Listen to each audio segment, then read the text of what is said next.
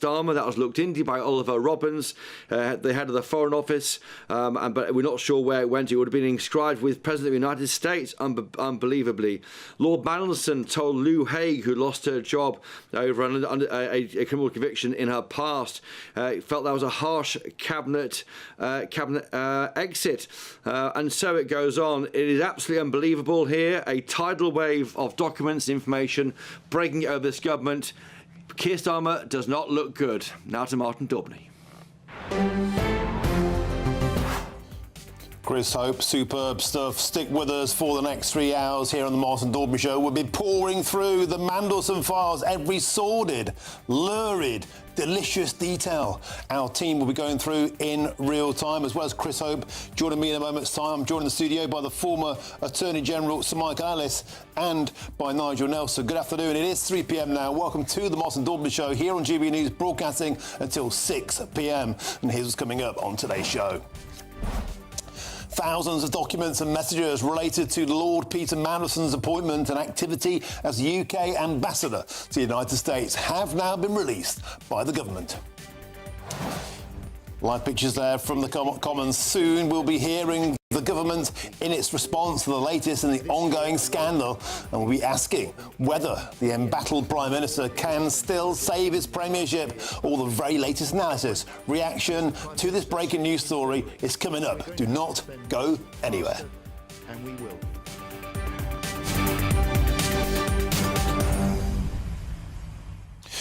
Well, it never rains, but it pours for Sir Keir Starmer, and today a tsunami of detail been unleashed from the Mandy files. Thousands of documents and messages related to Lord Peter Mandelson's appointments and activity as UK ambassador to the United States have now been released by the government. I'll be joined in the studio for the next 3 hours by GBNews' senior political commentator Nigel Nelson and the former Attorney General Sir Michael Ellis. Chris Hope is having a quick breather. He'll be joining us in a minute. In the back room, our team are going through the messages. Catherine Forster, Rebecca, and all of our political team scouring every page of these thousands of pages of documents to bring you every lurid, sordid, delicious detail. What do we know so far? Well, the first nightmare is this. Mandelson told David Lammy he would never regret it if he was appointed ambassador. I think we can safely say everybody regrets it. Everybody regrets this disastrous appointment because page after page after page of detail is now pouring out. And to be frank, nobody comes out well. Next, we found out Peter Mandelson refused to hand over messages on his personal phone. What did he have to hide there? I wonder.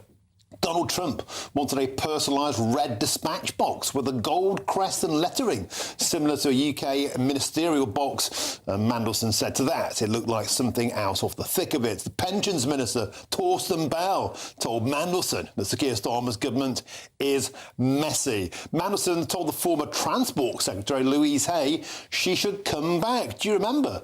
She had to resign over a mobile phone fraud case.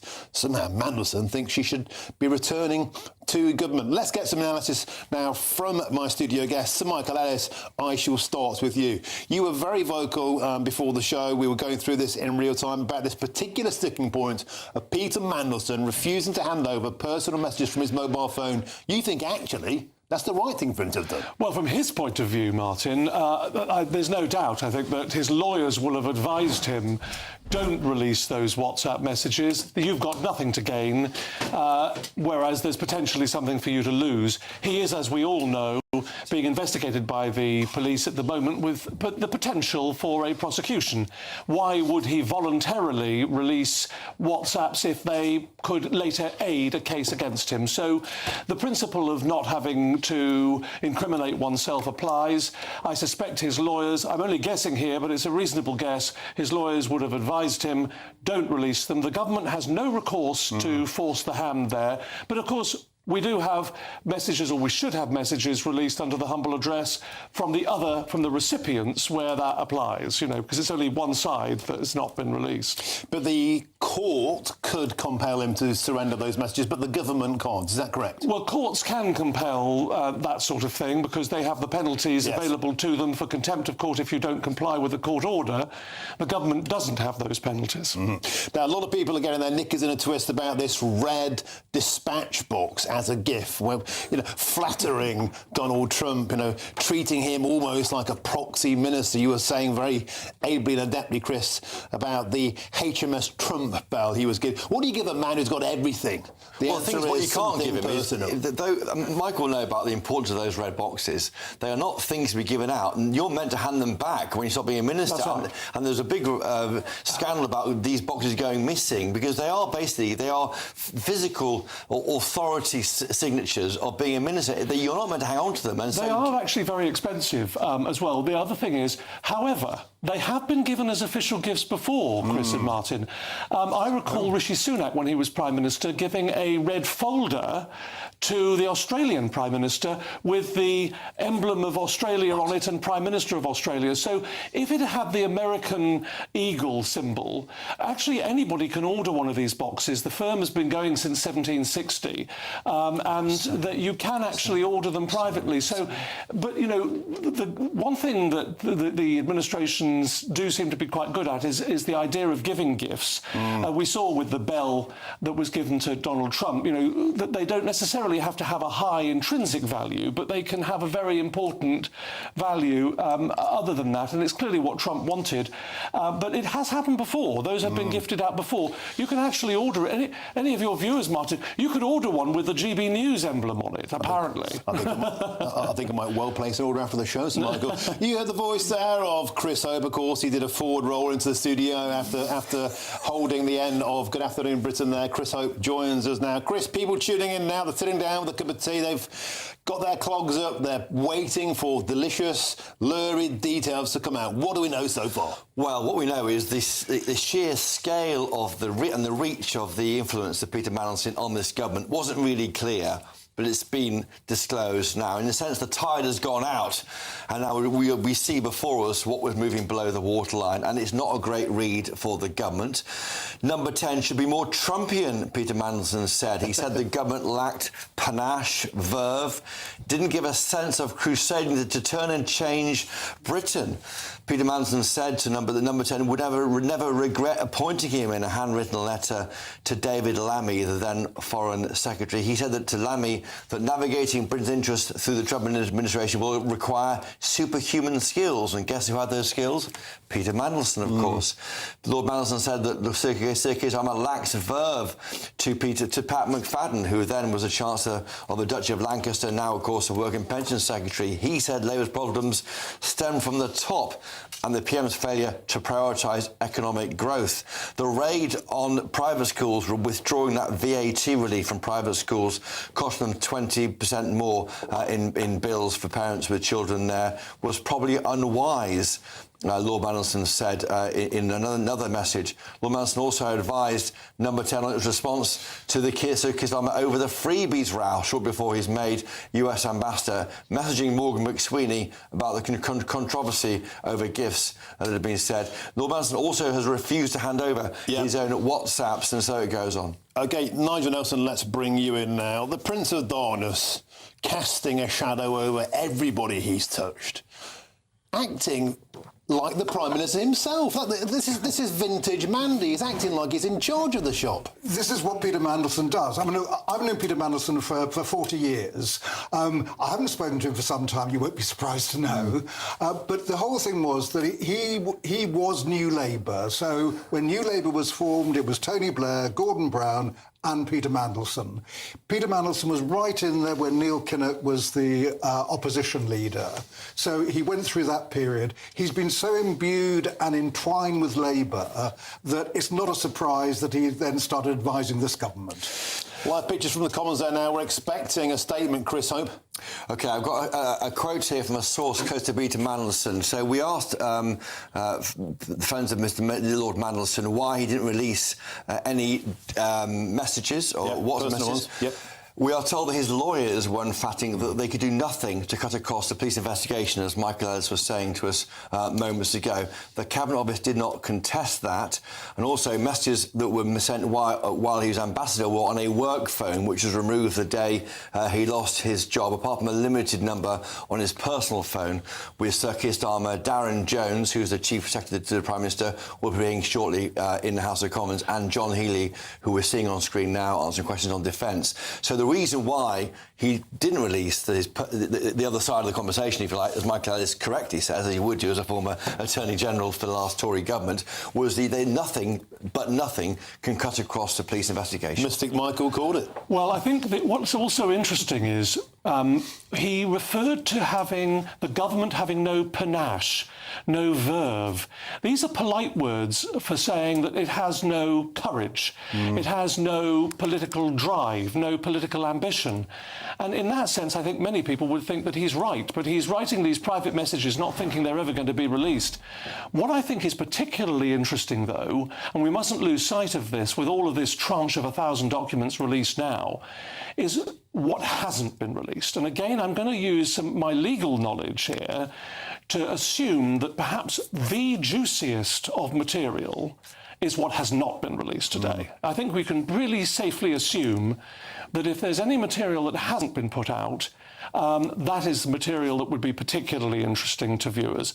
But I think the million-dollar question is, a determination has been made, I'm not sure quite by who, that certain documents should not be released that are in the government's possession, because it would damage the police case. There needs, it seems to me, to be an independent determination that they're not holding back stuff that actually wouldn't harm a prosecution case at all or a defence case, but that could be released and isn't because of embarrassment. Sounds like actually the only person who's come out well so far is Shabana Mahmood. Apparently she ignored every single one of Peter Mandelson's WhatsApp messages.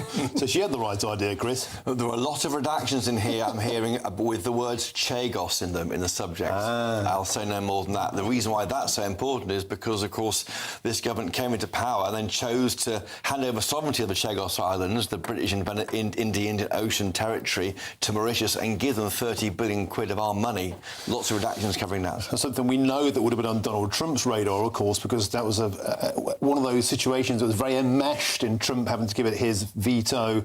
And so that would have been a specific problem for Peter Mandelson to have to negotiate that deal with Donald Trump. And if he criticised the idea of giving the islands away at all, I mean, that's explosive. But I wonder if that's being withheld because it would be embarrassing.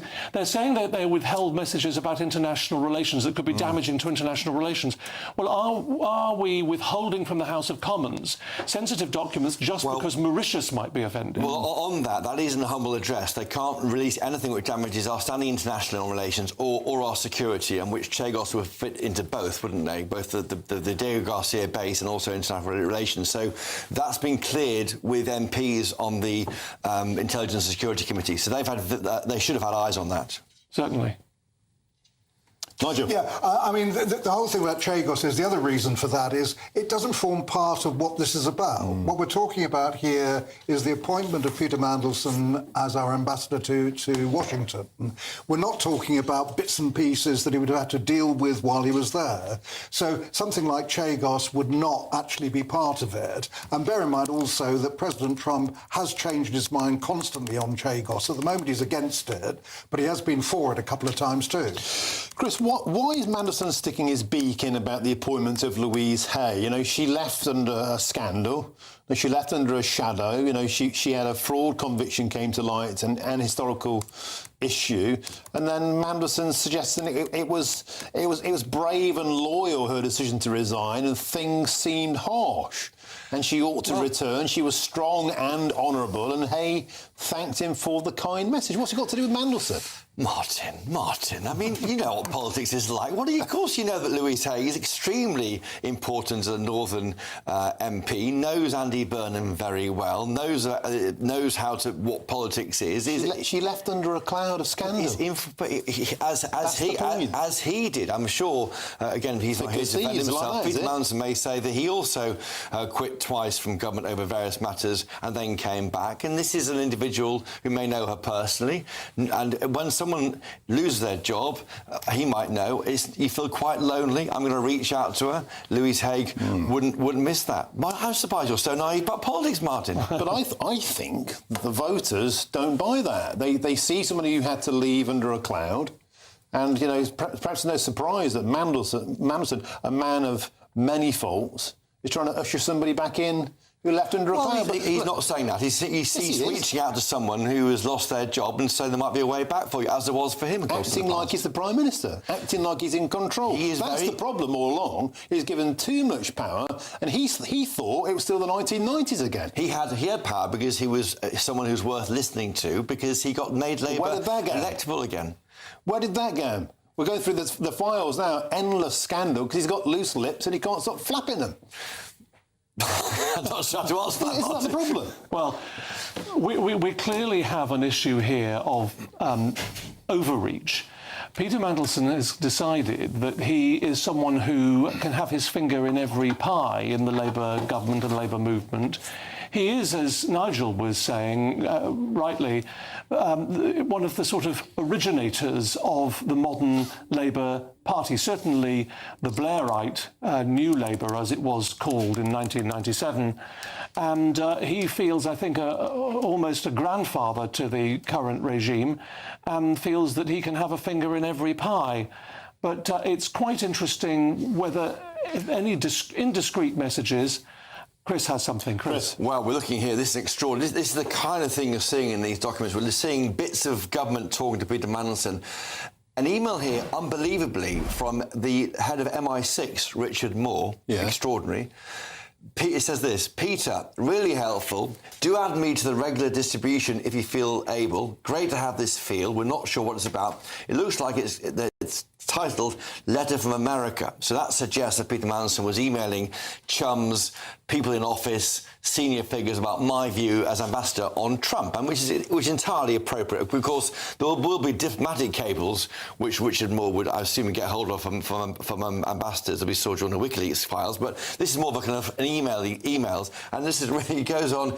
You should assume redacted could access them, and having hacked, they could choose to leak them to embarrass H&M government. You may be better off sending them in blank at secret, Richard. So the head of MI6 saying, careful what you say on emails to Peter Mandelson. Yeah, the head of MI6 was right. has told Peter Mandelson gently, perhaps you ought to send these emails in another format marked secret. Which is extraordinary. Well, and he was correct, because here we are now pouring through them in real time, and once again the government's completely and utterly embarrassed. The head of MI6 had a point. Yes, indeed. Let's go through what we know so far if you're just tuning in. It's still a little after 3:15 in the afternoon on this another blue Monday for the Prime Minister, Sir Keir Starmer. The Mandelson files, over 1,500 pages, have been released. We're going through them in real time here in Westminster and at our studio in Paddington. What do we know so far? Mandelson told David Lammy that he would never regret it if he was appointed the ambassador to the United States. Well, he regretted it about 5 minutes after it happened. Everybody now regrets it, do they not? Peter Mandelson also refused to hand over messages on his personal phone at the advice, we understand now, of his lawyer. Sir Michael Ellis confirming that would be the correct thing for a lawyer to advise. The government does not have the power to seize an individual's mobile phone. The courts could compel it, but for now, Peter Mandelson has messages on his private phone that we will not be able to find out about in the short term.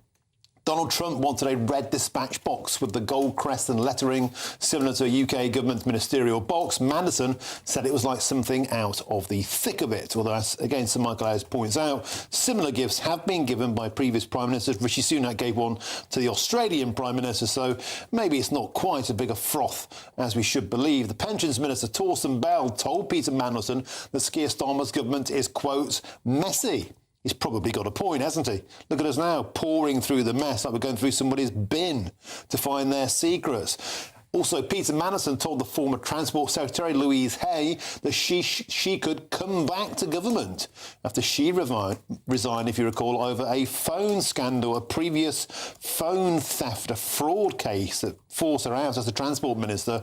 She's been waiting in the backbenches for a return. She's chummy with Andy Burnham, so looking like she might be making a comeback. Chris Hope, you're pouring through things in real time. Anything else leaping out at you? We're still going through them now, Martin.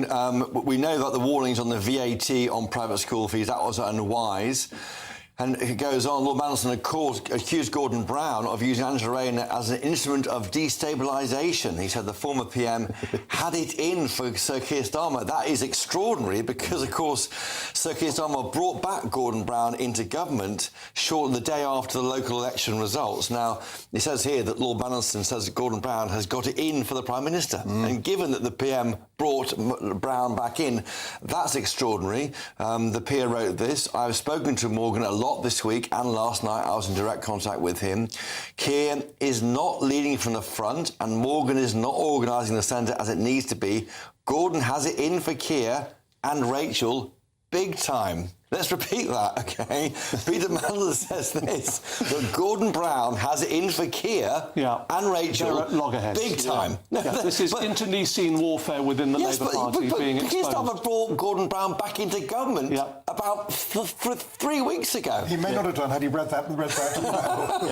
Or maybe it's like keep your friends close and your enemies closer. It could be one of those. But, you know, a former Prime Minister here at loggerheads with the current Prime Minister and the current Chancellor. Absolutely. The phrase, Martin, he says, Keir's not leading from the front. That's another reference to Mandelson's view, which I think is an understandable view. He's referred to the government not having panache, not having verve, not leading from the front. These are all polite ways of saying the government is not being properly led. This really is a detonation under this government, exploding what we thought were secure relationships.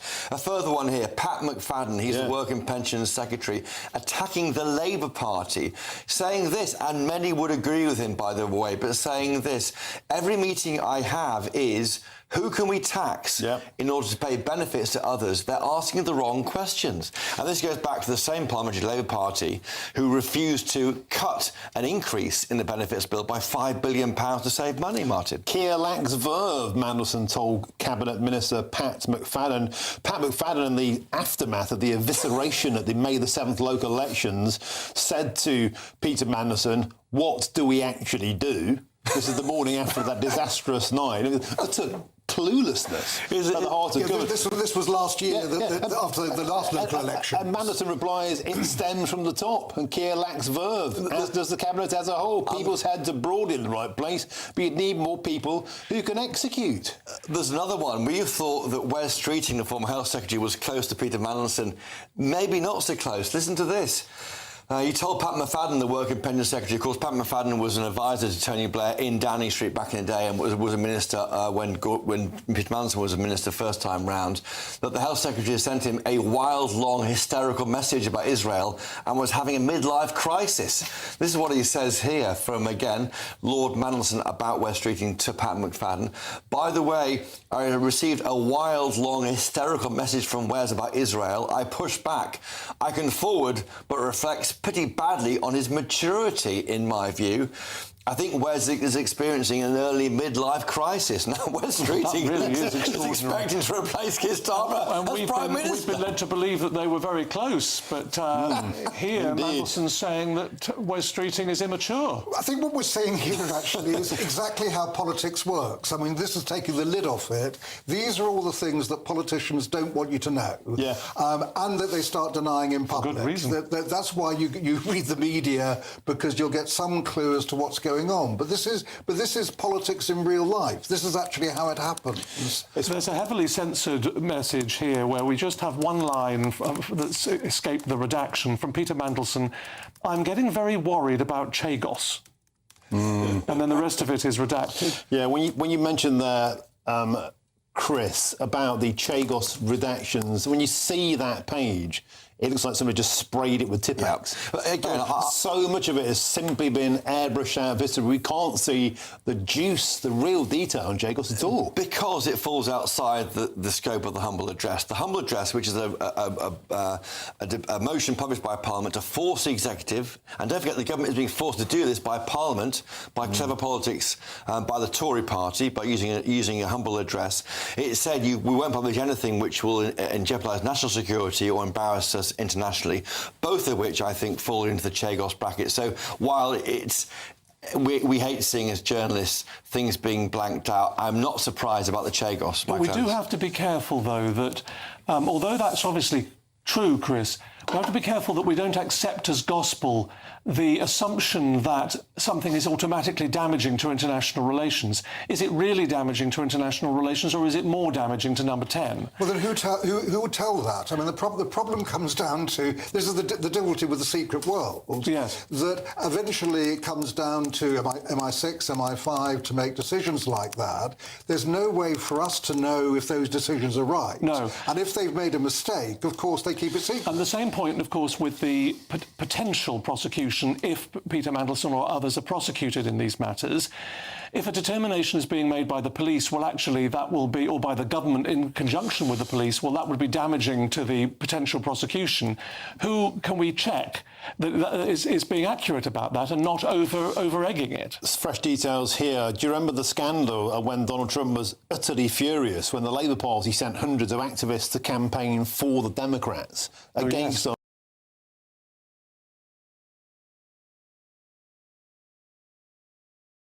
And Trump is furious about the Mail on Sunday splash on Team Trump revenge for Starmer meddling in election.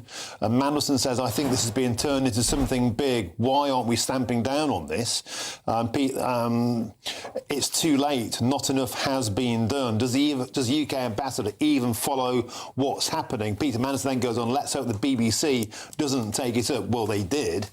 And the huge backlash from that story was massive. This is Peter Mandelson criticising Labour backbenchers, Labour activists for going to America, which is anybody knew at the time, Michael, that was a ridiculous thing to do for a government to be campaigning against a potential president, and it's backfiring even now. Well, absolutely transparently obvious that it was a stupid thing to do, because there was no way that was going to remain under the radar. It was patently obvious it would cause damage to It happens future at every relations. election. I mean, I've actually spoken to Peter Mandelson when he was in America while he was on an election campaign for Bill Clinton. So it's not something that Labour has not done before. The only problem is, Nigel, that apparently under American law, it's not permitted for foreign nationals to get involved in election campaigns in the United States. So there was an issue about that, but I think that was later resolved. What's quite interesting, actually, is that the number of people who don't appear to have responded to Peter Mandelson's messages when he's texted them. OK, thank you so much. Good. Now, you heard there the pattering of tiny feet. Rebecca came in. Chopper has the Mandy files. Look at these, like 3 yellow pages. This is what we're looking at. These are like 3 old-fashioned... which camera am I on? Camera 5? Yeah. This is like old-fashioned phone directories. This... Oh, my goodness me. I'll try and get them in the right order for you. This is Volume 2, Part 1 of the Mandelson files. This is Volume 2, Part 2 of the Mandelson files. And just...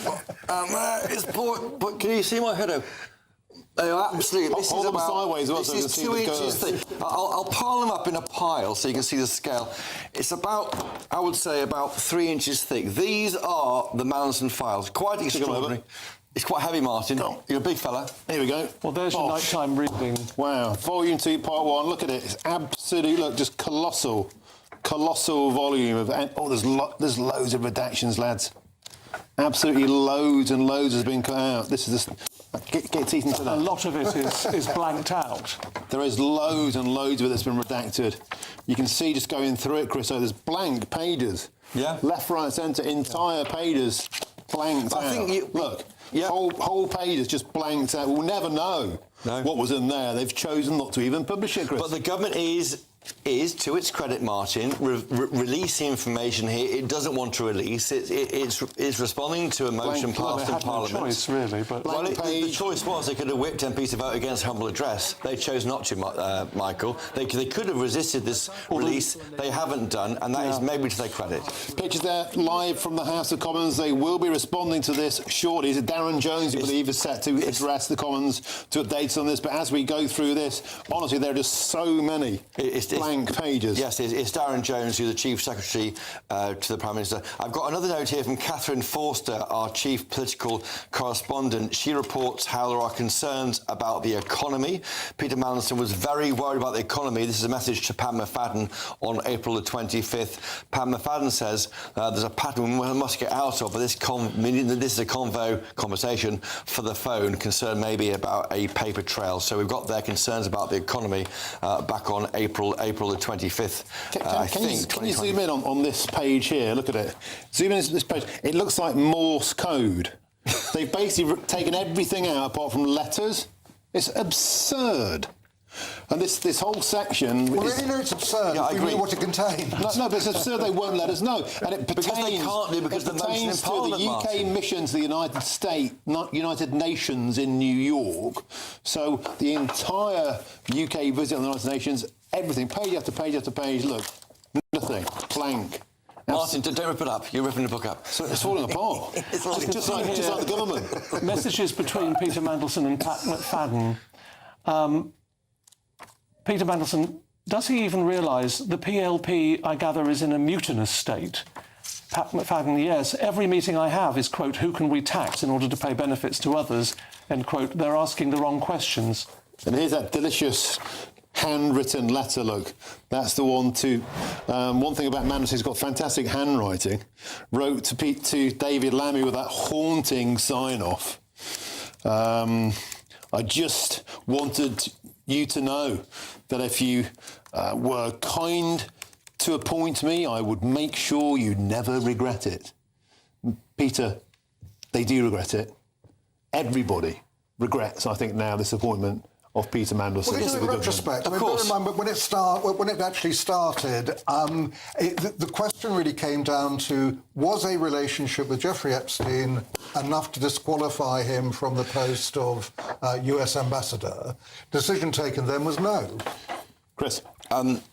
Also, we're getting now an indication here of what the government will say when we hear from Darren Jones shortly, the Chief Secretary of the Prime Minister. The government said it withheld documents for publication so they wouldn't prejudice a police investigation into Lord Mandelson. So from Lord Mandelson's point of view, his friends are telling us he was told that by his lawyers, but also Lord Mandelson's, the government is saying we can't give out everything. It would get in the way of what the Met Police are looking at.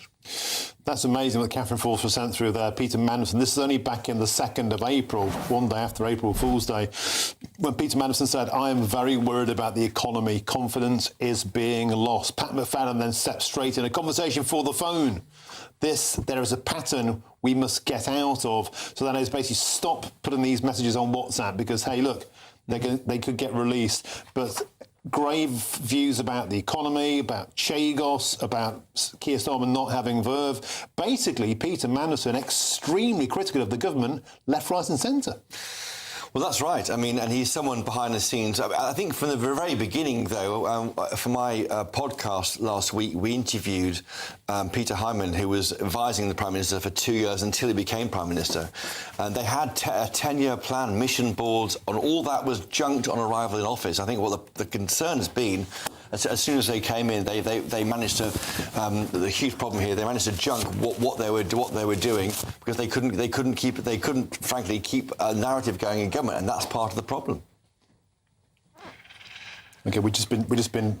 Well, I think they've had files seized off us. The Mandelson files, someone just came in and seized. No, the paper documents they're quite a rare document. We're trying to show our viewers and listeners off for the channel but they are going back to where they came from. I see. Well, but they are all online, but they're quite expensive to print out. I'm afraid a few of those pages came out when I was... That's what I was worrying about. You ripping them out. So the next TV crew that gets those pages, apologies, we did pull a few pages there, but it's quite flimsily printed. I think this is, what this is going to do, if you take a step back, I'm not sure if Michael agrees with this, but it is deeply embarrassing here. Yeah. What is being said, you've got attacks on Gordon Brown, months before he was given a job back in government and was praised to the heavens by Keir Starmer. You've got Emma Reynolds concerned about the Muslim vote, Wes Streeting apparently having some kind of midlife crisis, and he could be the Prime Minister. So how close is he actually to Peter Mandelson? I mean, across the board, this is like a fizzing firework within let off in government, and no one knows where it's going to end up by the end of the day. But there's also a government in existential crisis around benefits, and that thing about Pat McFadden then set of conversation with Labour Party MPs. Every meeting I have is who can we tax in order to pay benefits to others.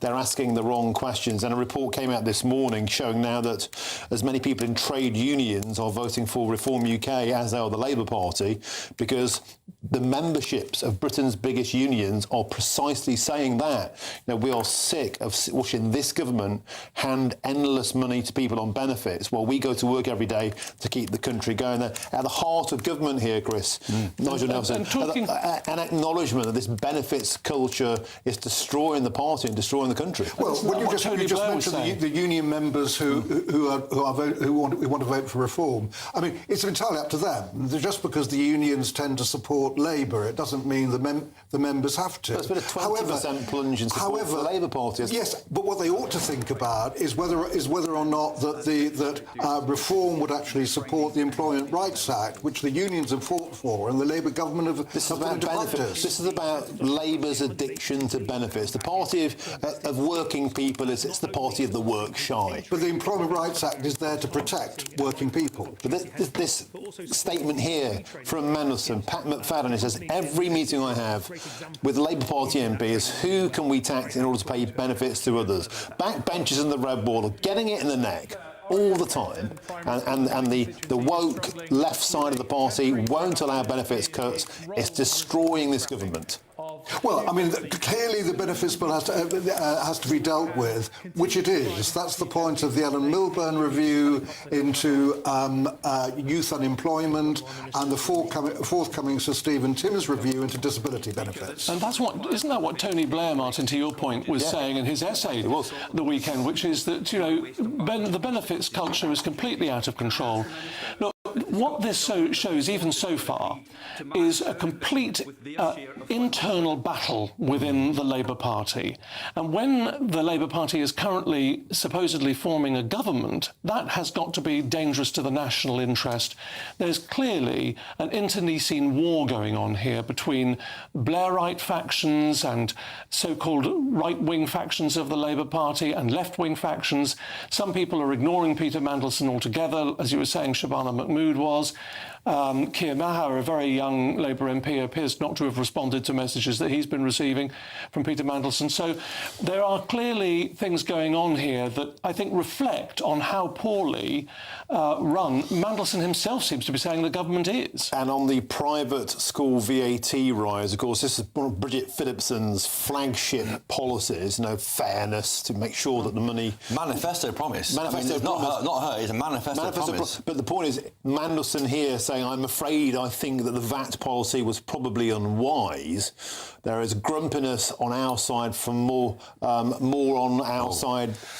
So they're basically criticising policy all over the shop. Chris Hope. And it was in the manifesto. So what's the point in criticising after the event? I mean, you don't always do everything in the manifesto in government, but that was one thing which was criticising. Fascinating here, a new development. Lord Mandelson accusing Sir Keir Starmer of dodging the media and avoiding all risk. This goes back to what Martin Daubney likes saying, never hear Keir, and so forth. So he told Pat McFadden the media prep is interesting about a forthcoming visit to Washington. Number 10 were quite keen to avoid him having any encounters with journalists like me. I wonder why. Yeah. The media prep is interesting, the PA told Pat McFadden, completely reductionist for Keir, wanted to avoid any encounter with journalists that might involve him answering a question. No sense of opportunity for personal projection. Just avoid all risk, always the same. And that's part of the problem with this Prime Minister. This no ability to have just let it all hang out with journalists a bit more. Tell us what you're about. Give us your story. But it doesn't stop with Sir Keir Starmer. I mean, the Chancellor, Rachel Reeves, has been reluctant to talk to you at times in the past. David Lammy, Ed Miliband, Yvette Cooper. Now, the Labour Party don't seem to want to come onto the People's Channel. You know, why? They don't. There's a feeling, Nigel Nelson, is there not, that this Labour Party wants to hang around with its media chums and not face proper scrutiny. It's not, sorry, for Nigel replies, not all of them. It's only some of them. It's only, I can name them on one hand who don't come on, Ed Miliband, David Lammy and the like, but the ones who want the battle, the conversation. Today we had James Murray, of course, the Health Secretary on. Steve Reid comes on. The ones who want the fight, I think. Wes Streeting he always comes on, but the ones who don't seem to want that fight don't come on. I mean, quite simply, they should come on. They should get their message across, whether they like us or not, whether they like the channel or not. The important thing is we believe in free speech. We would give them the opportunity to speak, and yet they still turn around and don't come here. Chris, another one here from Torsten Bell. Now, he was number 2 in the Treasury, led preparations from Rachel Reeves' second budget in November last year, of course. Told Lord Mandelson last summer that the big picture is messy. Last July goes on when Lord Mandelson told him it was messy because the government doesn't do policy well enough. Torsten Bell said, well, that's definitely true. So, yeah, there you have it. Now a senior figure in work and pensions, also 1 foot in Treasury. He holds 2 positions in 2 departments. Very definitely true, not doing policy well enough. Torsten Bell went on to criticise the way Labour was running the country, would you believe it? Everyone seems to think it's someone else's job to get the policy right, which is very odd. So that is really quite serious. That is really serious. For Torsten Bell. He is a minister, therefore he would accept collective responsibility and would normally toe the government line. In this case, he's not doing it. Chris, now, Sir Michael, let's bring you in now. Chris is going through that in real time. This idea, we've suspected it for a long time. We know it to be true. There's a lot of criticism around Joe Biden. Where's Joe Biden? During the presidential campaign, he was like being held in a crypt or had simply disappeared off the face of the earth. Quite often, Sir Keir Starmer. I mean, for example, since another story we're covering this afternoon, of course, is the killer of Henry Novak will be sentenced this afternoon. I think it's happening as we speak. Vikram Digwar. And I've been saying for half of last week, where was Sir Keir Starmer's response to a case that's horrified the nation? But Keir Starmer would happily take the knee for George Floyd. A Prime Minister who's consistently been tone deaf on the issues that get the British public upset and motivated. Now we're hearing his senior advisor trying to keep away from the media. Yes. Well, of course, this reflects a superabundance of caution, because clearly the Prime Minister has felt uncomfortable trying to defend the indefensible in many cases. Where he feels comfortable about things, he'll talk about them till the cows come home. But Chris Ho's got a cheeky wink on his face. What's going on there? It's extraordinary here. So it seems that Pat McFadden and Peter Mandelson are part of the narrative. We're now seeing a pattern emerging. Pat McFadden, well-trusted, always comes on GBNews, always wants to battle on GBNews, a good guy in that sense, worked for Tony Blair and advising him, then became minister. Peter Mandelson, back in May last year, Mandelson says Ed Miliband, couldn't resist yesterday, so personal and stupid. If he had played differently, it would have had a fraction of attention. McFadden says, TB, content, bang on, content, bang on, that's Tony Blair, content, bang on, but his office got their timing wrong. Better would have been next week. Peter Mandelson, of course, odd mistake, and then goes on. I don't think the government has clocked just how central energy supply and costs are to our economic future. Future AI and advanced manufacturing success will be driven by the abundance and cost of power. Every tech meeting I have here comes to the end, that issue, by the end of the discussion. There you have it. Peter Mandelson saying to Ed Miliband, you're on the wrong place with your energy policy. There we go, another key policy. And there's one bit here, Martin, where Peter Mandelson is having a conversation with Pat McFadden and talks about Keir's authority having gone. He says, you did well today, but I'm afraid there is a strong anti-Keir tide. Pat McFadden, I went through a list of meetings with MPs given to me. It was bad. They're not moving. Peter Mandelson, I talked to Morgan. he is thinking of amending the bill to get it through, but I wonder if that's enough to stop it being defeated. If it presses to a vote and is lost, I'm not sure that Keir survives that. Which bill was this? Was this the winter fuel allowance bill? This is welfare. Welfare, there we go. McFadden says he's meeting the ringleaders today. I think it's very bad. Defeat, pull bill, or gut it all, destroy his authority. And so we go right back to the central point that we've said all the way on this channel, and that is at the moment there's a bit of backbench resistance, Keir Starmer folds like a cheap suitcase. Well, and on benefits. and then months later, the backbench MPs are saying, we're getting it in the neck day in, day out from our constituents because this government won't cut benefits. This is the Prime Minister trying to save his own hide. Yes, not, it is. not trying to save money. You're absolutely right there. This is politics. The point there was that should they have lost a vote like that, especially with the phenomenal majority that Labour has got, that would be a potential resigning issue for the Prime Minister. So that's what they were talking about. The other side of that is that Rachel Reeves was wrong to try and just simply cut disability benefits by £5 billion without finding out who needs them and who doesn't. And that is what the Stephen Timms review is doing at the moment. Another line here, this is from Rebecca in our back room saying, this is incredible. Peter Mandelson giving McSweeney and Doyle bullet points for media. This is a trip, a NATO trip, alliance over Ukraine, but also in his view, a time of great economic opportunity between the UK and the US. This is Peter Mandelson telling the government what to say. Well, I think this is maybe more understandable. So it was a month after Mandelson arrived in Washington, and it was before the first visit that Keir Starmer took I was with him on the plane, that he took to the Oval Office, and it talks about a moment of great tension with the NATO alliance over Ukraine. The two issues are trade and the Chagos Islands. So yet again, Chagos always there in the background. Again, we can't see information about it because of the terms of the release by this government. But on Chagos, it says here, on the former, the US has made certain asks of detail in relation to the deal that sees the US retaining full operational use of Diego Garcia, with China kept firmly at bay.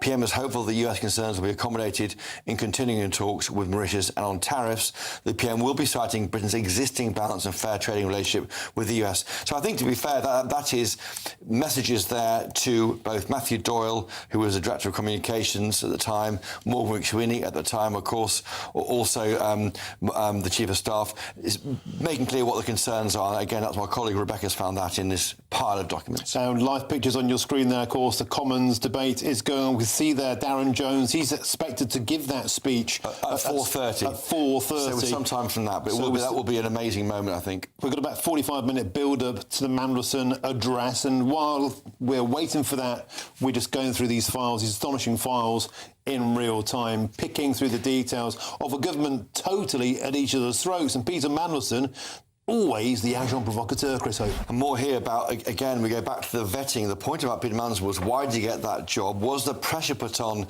by Number 10 on the Foreign Office to give him that job? Now, it says here that during the vetting for the ambassadorial role, Peter Mandelson appeared reticent to hand over details about his contacts from abroad. That could be at the heart, frankly, of all the concerns about the vetting. In January 2025, Peter Mandelson was asked by the vetting authorities to complete paperwork concentrating on current or recent contacts he had held with foreign nationals. Again, I think this... Yes, on that point, Chris, he was told that he only needed to provide details about current foreign friends and contacts, because I think he specifically asked or maintained that he had lots of contacts who he didn't describe as current friendships or personal business connections. And he was told that that was OK. And it goes back to the point that we saw that panicked email. It is a panicked email from Oliver Robbins to Peter Mandelson on the day that the Bloomberg agency released information about the American bank and what disclosed about the links between Epstein and Mandelson. All those questions: what do you know? Do you fly on his flight? Were you in contact with it as an MP or European Commissioner? All those questions weren't being asked when he's appointed, but were asked far too late in this process. The funniest line is one of the earliest lines, isn't it? When Mandelson told David Lammy he would never regret it if he was appointed as ambassador. And the details are just a thesis, a dissertation in regret. Yes, well... I mean, page after page of regret. Yeah, but I think everyone will regret it now. So we're going live there to Commons for that statement to the Mandelson files. The largest government publications ever made before this House. This disclosure process has been wide-ranging, costing the Cabinet Office alone over £1 million. As the House knows, this was an official-led process, with judgments made by senior officials, and I am grateful for the careful work they have undertaken right up until today's publication. Whilst the first tranche dealt with Peter Mandelson's appointment, withdrawal and severance, this second tranche responds to the parts of the motion which requested communications and documents concerning his appointment and vetting, as well as messages between Peter Mandelson and ministers, special advisors and civil servants in the month prior to and throughout the duration of his appointment. Mr. Speaker, I recognise that the House will need sufficient time to review today's tranche in full, given the size of the publication. As we have just heard from the Leader of the House, that is why I have secured government time on Wednesday for a subsequent general debate, so that there is an opportunity for members to ask further questions after today's statement. To inform that debate and for clarity and accountability, I draw the House's attention to the methodology set out in the publication today.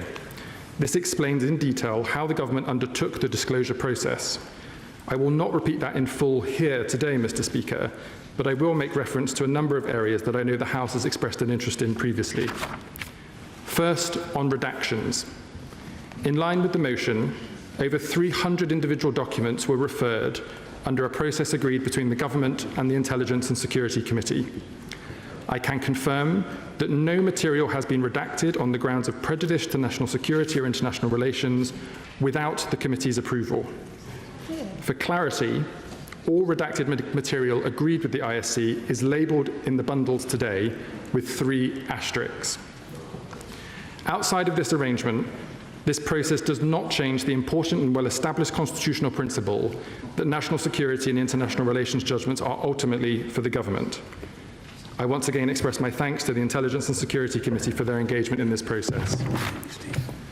Further limited redactions have been made outside of the ISC process in respect of information that relates to junior officials' names, contact details like telephone numbers and email addresses, the personal or commercially sensitive data of third parties not relevant to the motion, and where relevant, legal professional privilege. I would also like to confirm that no reductions have been made to references to Global Council, other than to protect the identity of individuals who worked there and are not themselves public figures. Officials have sought to be transparent in the material where the individual is a Global Council employee. No redactions have been made to references to Palantir and Anduril outside of the scope of the existing ISC redactions process, and no clear references to current or former UK politicians have been redacted on the basis of their being third parties. I can also confirm to the House that no government minister or special advisor has determined any of the redactions themselves. The redaction process has been overseen by Cabinet Office officials and, where relevant, in agreement with the ISC. The Cabinet Office Humble Address team has taken advice, in addition to this, from an independent King's Counsel, including reviewing the methodological approach followed by officials and acting on that to inform their work. This has helped ensure that the government is confident that its approach is compliant with the Humble Address and the government's legal obligations.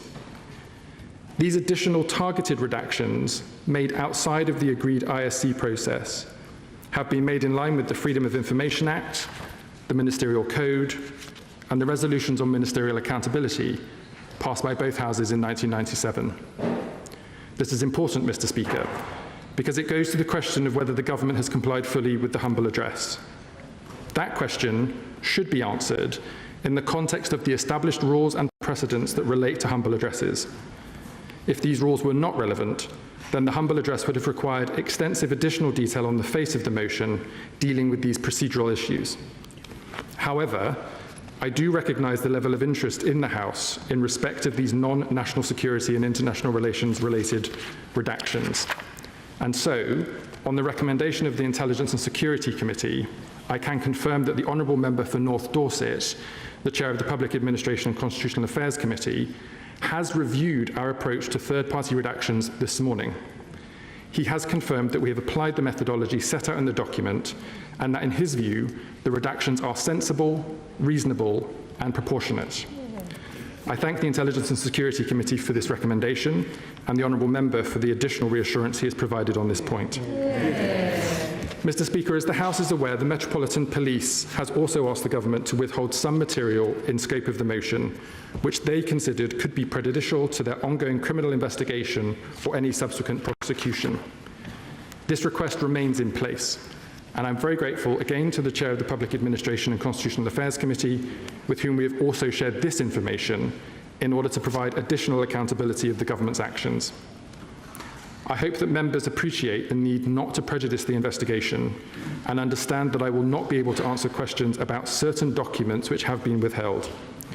No responsible government would wish to undermine a criminal investigation and put at risk the justice that it seeks, and I'm sure the House will share this position. I can, however, Mr. Speaker, confirm that this material does include questions put to Peter Mandelson by the Prime Minister's then Chief of Staff and Peter Mandelson's responses. In addition, a small number of documents have been withheld at the request of the police, which fall broadly into the following categories. Firstly, national security vetting information. Secondly, conflict of interest process material. And thirdly, relevant internal correspondence with Peter Mandelson. Such information will, of course, be published at the conclusion of the investigation or at the point at which it would no longer be prejudicial to the police investigation to do so. Mr. Speaker, the documents published in the first and second tranches contain the entirety of the documents the Government has available for disclosure, except those few documents I have just referred to in relation to the Metropolitan Police. Members will no doubt have questions about what might be perceived to be missing messages and meeting notes, which I would like to address in turn.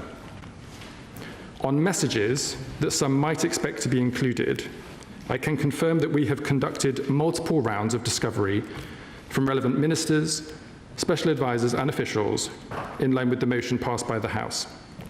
This has involved requesting searches of email, messaging platforms such as WhatsApp, and other related communication services on both work and personal devices. However, the House should note that some messages may not have been backed up where devices may have been changed, or disappearing messages were turned on for reasonable and permitted reasons, including before the dismissal of Peter Mandelson or the passing of the humble address, myself included. I do recall, Mr. Speaker, having some limited exchanges with Peter Mandelson over WhatsApp, including those I've already discussed in the media. But these conversations did not involve transacting government business and were in line with official guidance on the use of non-corporate communications channels at the time. Mr. Speaker, I also share the view put by the Intelligence and Security Committee to the House that there are lessons for the civil service to learn in respect of better note-keeping, archiving, and the use of appropriate levels of secure IT systems in the future. The Government has already committed to a review of the use of non-corporate communications channels, the terms of reference for which we will shortly publish, taking into account the concerns that have been raised in this House and the 2 tranches of documents we have published in response to the humble address. I will, of course, keep the House updated as we progress that work. Mr. Speaker, I will now turn to the material relating to Peter Mandelson's national security vetting process. I can confirm that the vetting process summary and recommendation that was put by UK security vetting officials to the Foreign Office has been shared with the Intelligence and Security Committee. This was shared for the purpose of agreeing redactions as part of the agreed process so that it can be published when we are in a position to do so. What hasn't been shared is the highly sensitive personal data inputs collected during the interview process. These could, for example, relate to how much money an individual might have in a particular account or who a person may have had a personal relationship with in the past. Mr. Speaker, if those participating in the vetting process cannot trust that the information they feed into that process is confidential, it will harm the integrity of the whole system. Anything less than full candor would be hugely damaging and be profoundly negative for our national security.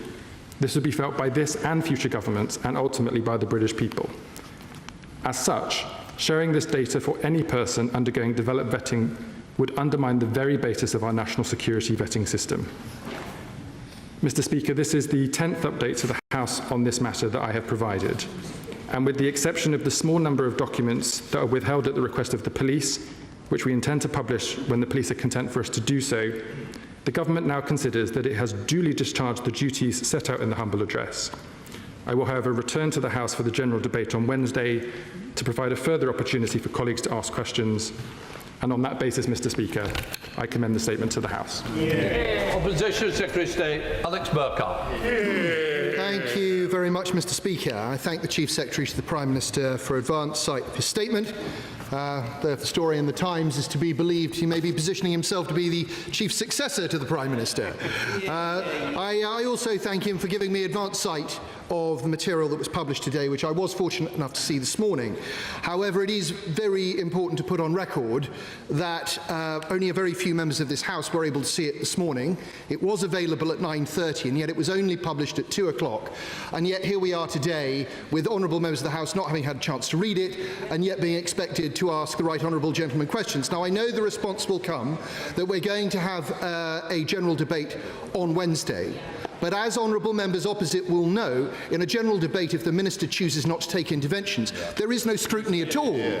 You know, this is, at worst, obfuscation. This is an attempt to deny scrutiny in a way which is unnecessary. The documents should have been published at 9:30 this morning in advance of this statement. It was on the news. The case of Peter Mandelson's appointment remains of the utmost national importance simply because it touches on national security and on the Prime Minister's honesty, integrity and competence. In the material before us today, I want to make two basic points. The first is about disclosure, and the second is about the process by which Peter Mandelson was appointed. On disclosure, although we have a huge number of documents, it is clear that very many are missing. Some have been withheld, some have been lost, and it's clear that some have probably been destroyed. Because of the approach the government is taking, however, it is impossible for honourable members to know which documents fall into which category. We're told that the Metropolitan Police has requested that certain documents be retained, but the government has refused to tell us which documents are being retained. Now, I respect the fact that the right honourable gentleman has told us about 3 broad categories now. This is progress. We did ask for those categories some time ago. We were told we couldn't have them, but it turns out we can have them. We know that there is no good legal basis for the government not to disclose to this House which documents are being withheld. The government should tell us. Indeed, it would be possible for it to disclose those documents to the ISC, or indeed to certain members of the House on Privy Council terms. Again, this is obfuscation. It is an unnecessary attempt to defer scrutiny or deny it. And the humble address did not allow for the government to redefine the request in this way. If the government wishes to retain documents because the Met Police have asked, it should come back to the House and change the terms of the humble address. It has not done that, and consequently, it risks being in contempt. Some ministers have duly handed over their WhatsApp messages. It's clear that some have not. Are we to believe that there was no WhatsApp exchange at all between the Prime Minister and Peter Mandelson?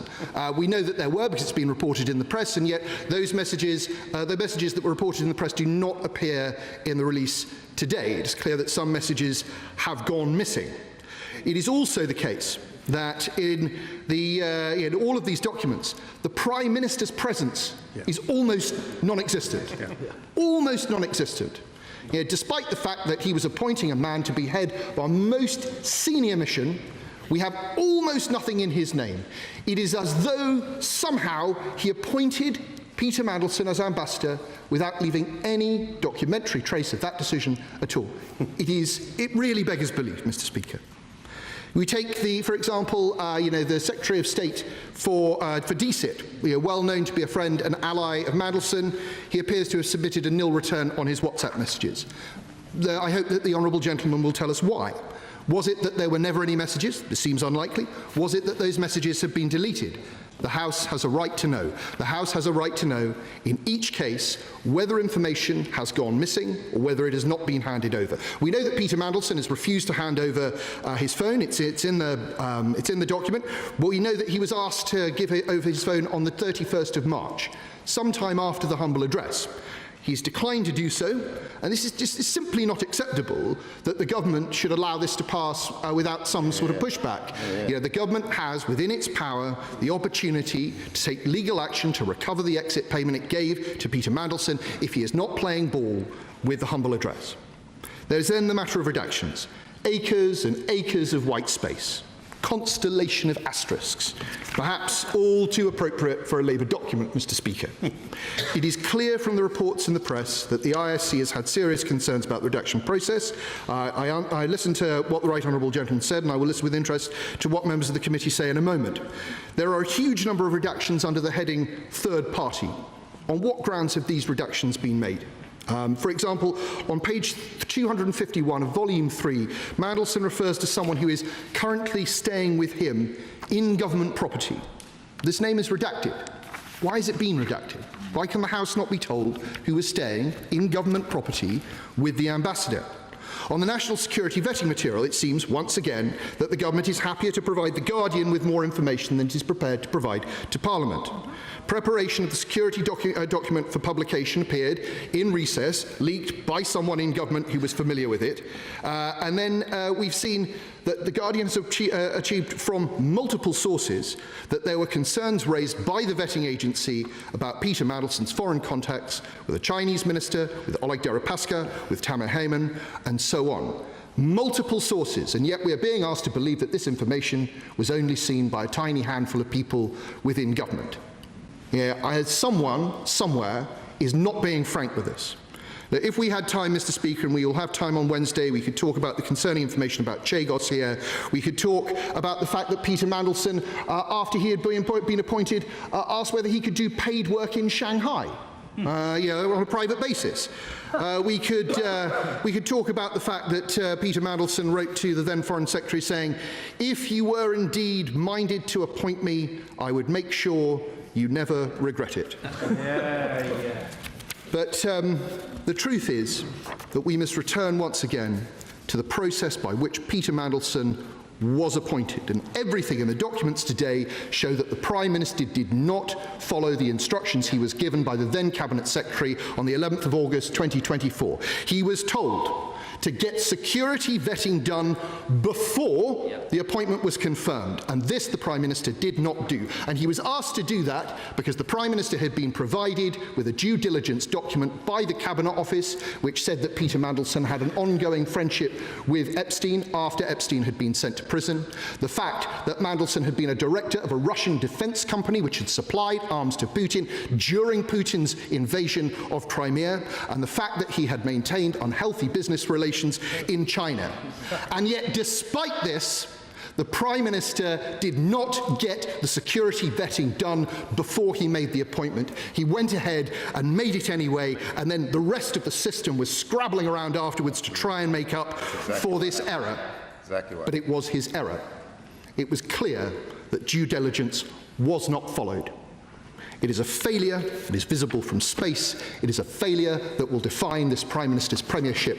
It is a failure that will be written as his political epitaph. Secretary Jones. Mr. Speaker, and I thank the honourable gentleman for his questions. I think there were three broad questions, one on access to the documents today, second on what documents are available or not, and the third on the redactions process.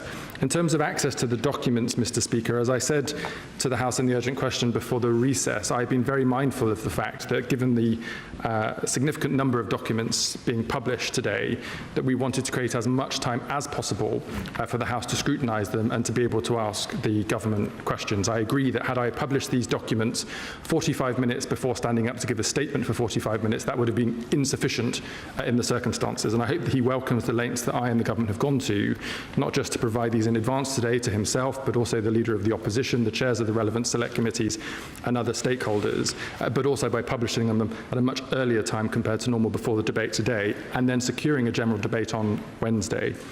In respect of the documents that are available, as I said in my statement, Mr. Speaker, this tranche plus the first tranche of documents represent the entirety of the documents that the government has available for disclosure, except for those that have been made available to the Metropolitan Police. He has invited me to list those documents given to the Metropolitan Police. As I've said from the dispatch box before, Mr. Speaker, I'm acting on the advice of the Metropolitan Police in not being able to do that, but I'm pleased that he welcomes the commitment we have secured from them to give a little bit more shape to that today with the categories of documents that are being held. I would remind the honourable gentleman, and indeed the House, that we have also shared the documents directly with the Chair of the Public Administration Committee so that there is an additional check and balance within Parliament. Darren Jones speaking there in Parliament. Another huge story today, of course, and it's this. Breaking news this past few moments. Vikram Digwa has been jailed for murdering 18-year-old Henry Novak with a Sikh ceremonial knife. Vikram Digwa has been jailed for a minimum of 21 years for the murder of 18-year-old student Henry Novak. And Digwa, of course, used an 8-inch ceremonial Sikh blade he said he carried as part of his Sikh faith to kill Novak, who was walking home from a night out in Southampton last year.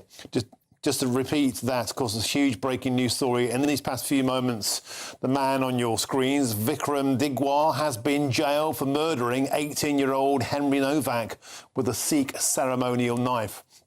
Vikram Digwa has been jailed for a minimum term of 21 years for the murder of 18-year-old student Henry Novak. And of course, Digwa used an 8-inch ceremonial blade he said he carried as a part of his Sikh faith to kill Henry Novak, who was walking home from a night out in Southampton last year.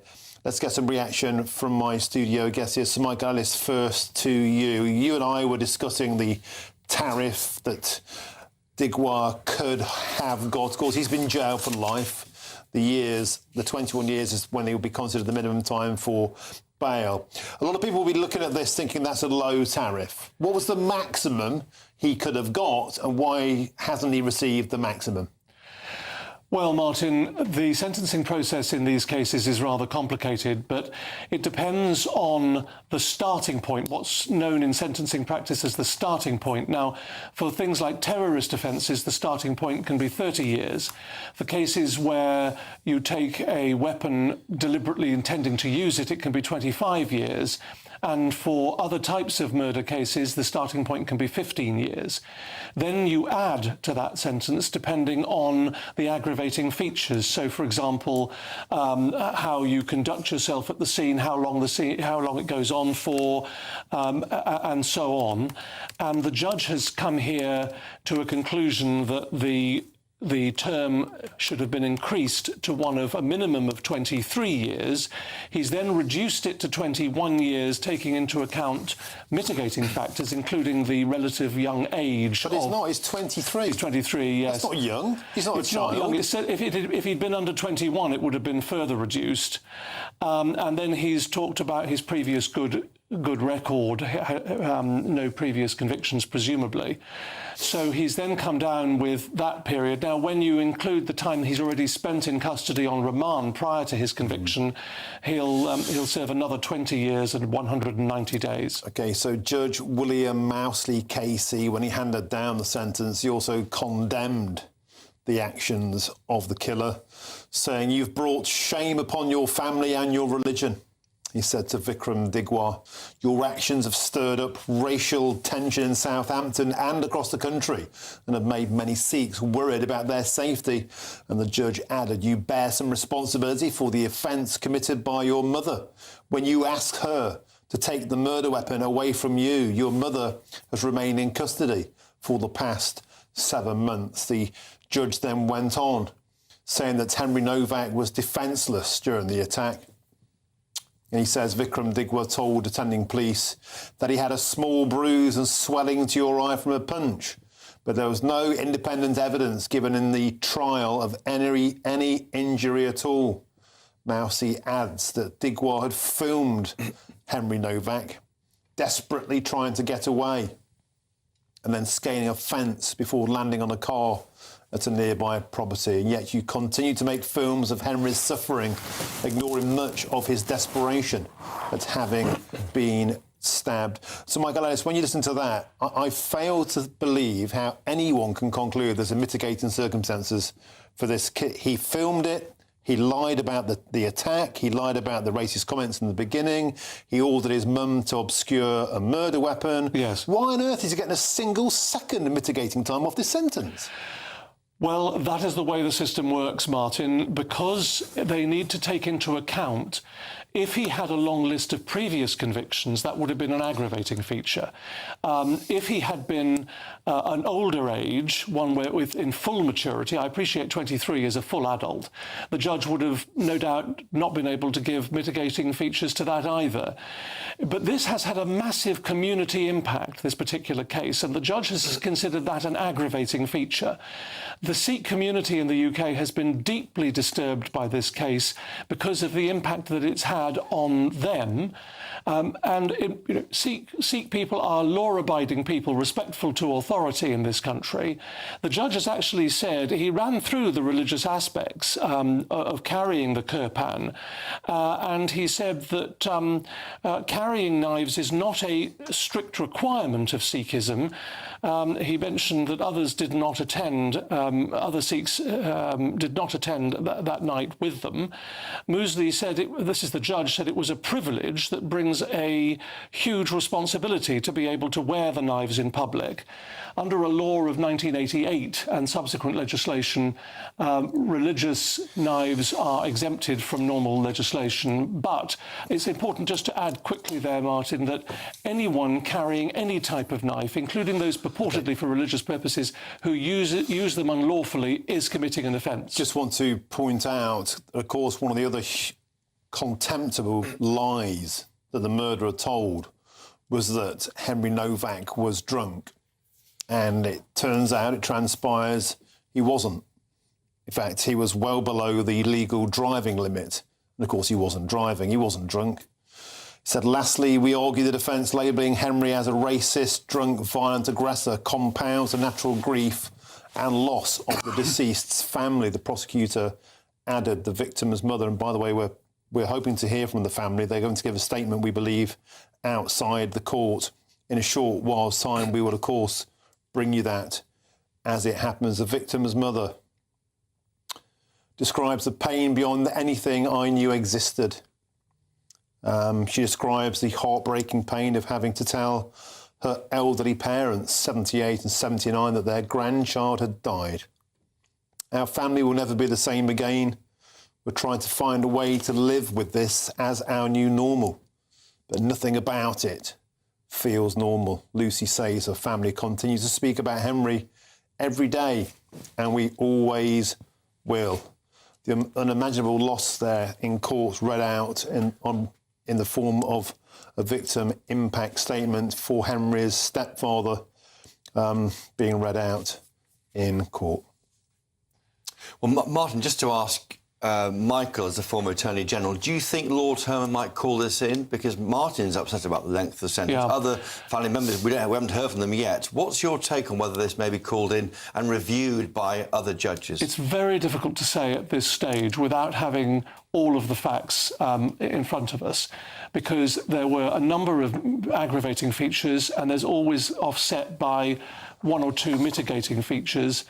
The law has developed in a certain way with these cases, all of these cases. It is also important to remember that just because the minimum sentence, the tariff, has been set at 21 years, that doesn't mean he will be released after 21 years. It means he will be eligible for parole after 21 years, and that will be dependent on the parole board 21 years from now deciding whether or not, as a 44-year-old, this person will be suitable for release. Nothing can bring back the life of this young man. He won't serve his full term now, will he? He won't serve 23 years. He'll serve a proportion of that, maybe in murder cases, the tariff is the sentence is served in as a minimum, yes. One of the most contemptible things about this case was how Vikram Digwar and his brother lied so blatantly about the circumstances that precipitated this violent murder, and the family here trying to come to terms with the fact that not only was their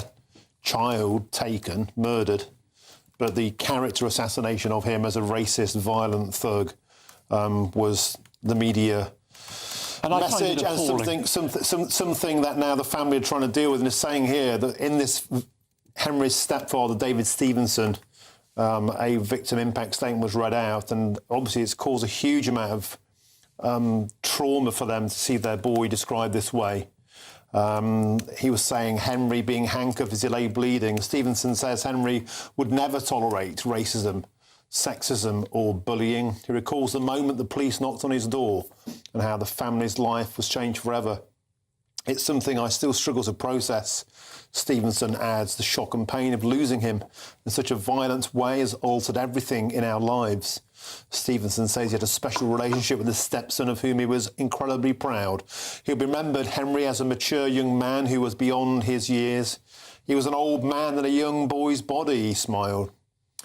Apparently Stevenson says that Henry was so risk-averse that he was worried he would get a speeding ticket for going 2 miles an hour over the limit. He says that the man Henry was careful, thoughtful, and someone who always wanted to do the right thing. And what stood out most was his character, strong values. He would not tolerate negativity of any kind. And just to further add, a third impact statement from Olivia Novak, Henry's 21-year-old sister, who says her world fell apart. She describes how her best friend was killed. The bond we had was broken from someone else's decision. There are no words to describe the pain of hearing Henry was dead, and she has lost a lot of myself since. My brother should not be forever 18. He deserved to grow old and start a family of his own. Addressing Vikram Digwar directly, she says, if you had known Henry, you would never have hurt him. It's heartbreaking. It is a heartbreaking case, and I think he clearly was a fine young man. What is horrific about this case as well is the way that he died in handcuffs on the street, with apparently no one comforting him, because it was thought that he should be under arrest. That is currently at the process of an investigation into police actions. But that is the corollary of that lie that was told. He was then handcuffed and arrested, apparently not believed that he had been stabbed 5 times, and then was bleeding out on the street. An horrific case here. I think we have a lot of questions as a society, to ask ourselves about what is happening here. What is happening not only with the carrying of knives in all circumstances, but actually with the way that the police have acted in this case. Nigel Nelson, let's bring you in. I've been very critical of the Prime Minister, Keir Starmer, in this case. I just cannot fathom, I just cannot comprehend why Sir Keir Starmer hasn't put a statement out about this case. The Prime Minister who took the knee for George Floyd, the Prime Minister who expresses his horror at the far right, who tweeted about a San Diego mosque attack. A Prime Minister who always seems to take the side of ethnic minorities when something terrible happens. And when a white boy is killed by a Sikh, he's simply vanished. I think the time for a statement is after the court case is over. So let's see if the Prime Minister issues a statement now. He certainly should do. The other questions are obviously whether or not we should be considering legislation to ban the carrying of knives even for religious purposes. But I wonder... He could have issued a statement over the weekend, because you're not interfering with the jury if the jury's decided on the case prior to sentencing. There's no contempt of court there, but there's a question of actually when is the right time to do it. Now, I'm not saying that he shouldn't have done it over the weekend, or he couldn't have done it after the attack. Does it not come down to that thing that's come out in the Mandelson files today, though, Chris Hope? And that is Keir Starmer is being kept away from the media, is being kept away from hostile questioning, and the visceral reaction, certainly from our viewers and listeners, towards Keir Starmer's silence in this case has been absolutely contemptible. Well, he's picking and choosing what he speaks about. Well, it's two-tier, isn't it? Well, the problem is if you don't, if you start doing that, then what you do and don't speak about becomes an issue. And I've always wondered, and I've known Keir Starmer for 20 years, and I've obviously seen him off camera and on camera. And on camera, he just seems like much more wooden than he is behind the scenes. And if exposed him more to the press, press, people may have a better view of him, but I think that's part of the problem. And of course, what he chooses to do, to take the knee, as he did with Angela Rayner as leader of the opposition. He tweeted about Ukraine on Friday. Ukraine, well, that was an attack on Romania, and that was a NATO country. If you're going to be performative about things like George Floyd, if you're going to start making a stand on these sorts of things, you have to expect that the public will expect you to be equally vocal in every other type of case. And this is a case that has had a massive impact. The horror of it is palpable for all to see. This boy's family, their lives will never be the same again. The horror of this case is just so palpable. With 5 wounds like that, the pathologist saying apparently that he couldn't have been saved, but he's handcuffed and dies in custody, effectively. He dies in police custody due to the lies that this person has. The last words he knew as he lay dying were him being handcuffed. I mean, that's what he heard. Breathe. I can't breathe. I can't breathe. The same words, uttered by George Floyd. One of those killings became a cause célèbre. A global outpouring. Henry Novak died on a pavement, and the same people have been silent. Let's go now to GBNews' South England reporter Isabel Fekulak, who joins us now from Southampton Crown Court. Isabel, welcome to the show. Justice has been handed down. Some people feel soft justice. And I was just going through some of the victim impact statements from inside that courtroom. Incredibly moving. Yes, it was such an emotional courtroom as those victim statements were reading out. There was 5 impact statements read out. Some key quotes I'll read out for you now. Henry Novak's father, Mark Novak, said that the thought of him lying on the road, scared, bleeding to death, will haunt me forever. He said that he has been tormented by not knowing exactly what happened that night, desperately searching for answers. Now, today, the judge gave some answers. He said that he is sure that Henry had said nothing racist on the night. He said that the jury rejected the defence of it being in self-defence, and he does too. And he told Vikram Digwa, who has now been sentenced to life in prison with a minimum term of 21 years, the judge told him, "You have brought shame upon your family, your community, and your religion." We're now waiting for family to come out and give a statement outside court, but inside the courtroom, emotions were very high. All the family was sobbing. At the end of court, where we were leaving, there was an altercation between Digwa and Henry Novak's family. The police had to be called to the scene. And I'll just read out some other victim statements. Henry Novak's mother said that the circumstances were so tragic and unimaginable that the pain is above anything I ever knew existed. She said that no sentence handed down will ever bring Henry back. And that she hoped the court recognises the profound impact on the entire family. And the stepdad as well of Henry Novak said about the shock and the pain in losing him in such a violent way. He said that he was a very careful, thoughtful boy, and he told the court of a story about when he came home having done 32 miles per hour in a 30, and he was terrified he was going to get a speeding ticket. He had a great character. His mother described him as ambitious, determined, and full of life. His stepmom said that their 6-year-old daughter is terrified that the person who killed Henry will break into their home and kill them all. The impact on the younger siblings has been huge, and she was talking about the agonising pain of living the rest of her life without her darling Henry. Now Vikram Digwa, 23 years old, has now been given that life sentence. He was found guilty last week of 2 counts, 1 count of murder, 1 count of carrying a knife. It will be a minimum term of 21 years. If he is released, that will be on licence and subject to recall as well. And the judge said that the judge has said that to Vikram Digwa that he has brought misery and a lifetime of loss to his family and anyone that knew him. And I also want to say that his sister, who did a statement in court too, looked Vikram Digwa directly in the eye and told him that if you'd have known Henry, you would have never hurt him. So a very emotional moments in court today throughout the proceedings. Vikram Digwa now sentenced to life imprisonment with a minimum term of 21 years.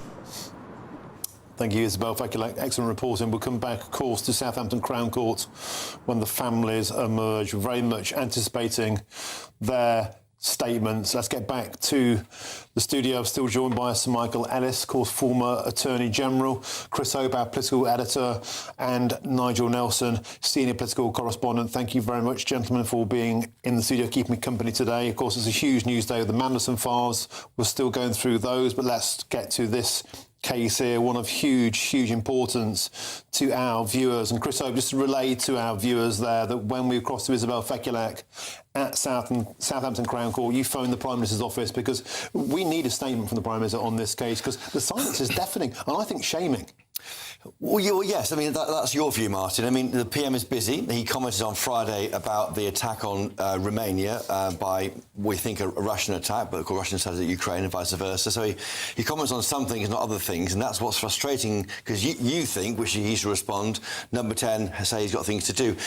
No, so that, yeah, but they may have other things to do rather than this. But we have gone to the Number 10 now to ask for any comment. Now this killer's been sentenced, we hope we'll bring something to you. I should say Sarah Jones, the Crime Minister, she did comment to us late last week, and so we're hoping that the PM may comment now we've seen the killer being sentenced. Yeah, but you approached Number 10 for comment, and I'm sure the Police Minister is a very adept minister. She isn't the Prime Minister.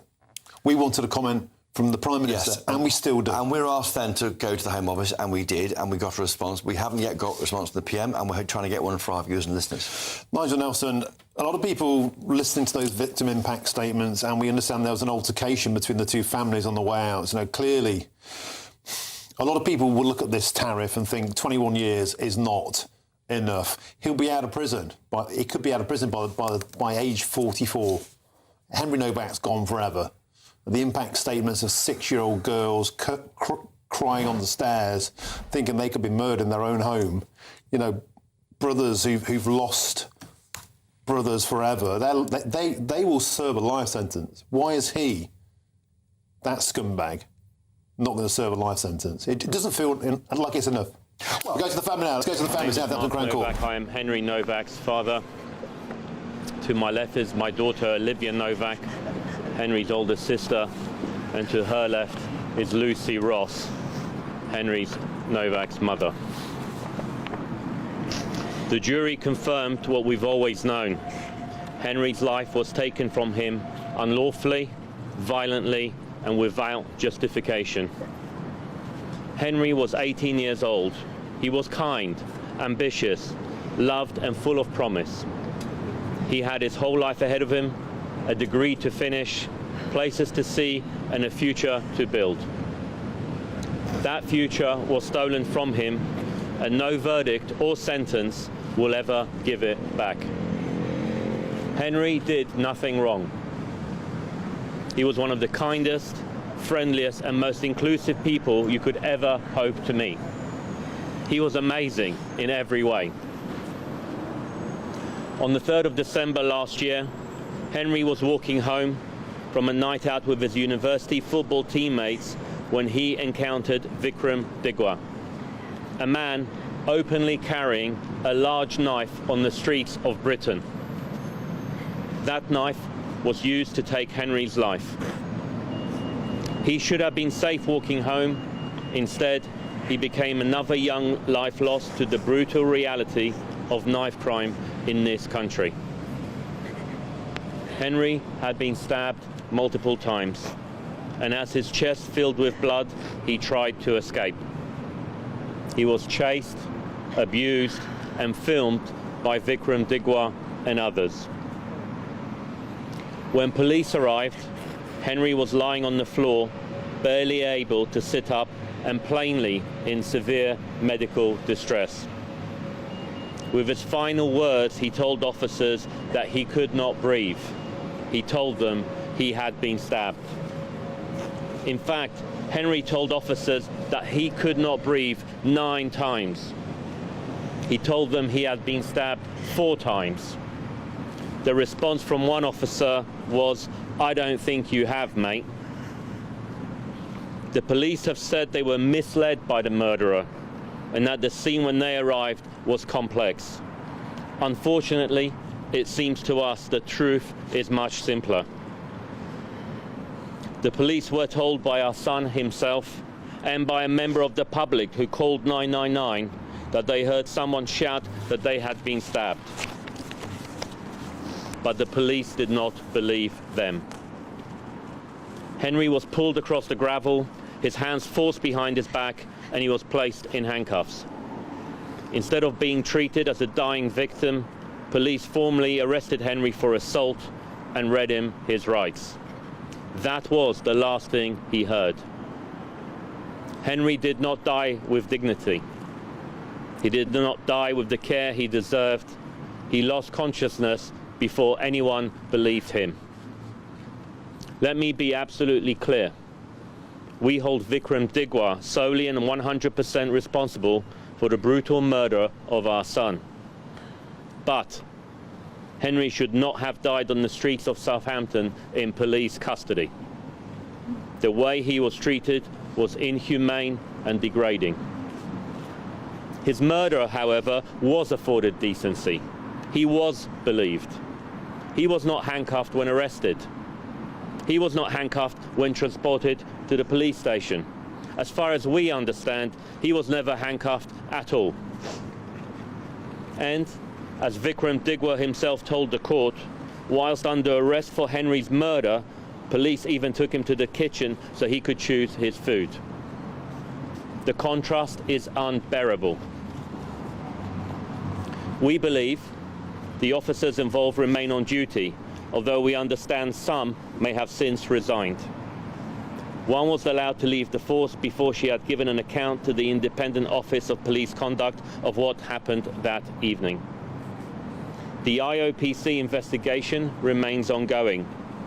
Whilst we await its final report, we are calling on the Home Secretary to ensure that the IOPC has the resources, authority and independence it needs to conduct a full, fearless and transparent investigation.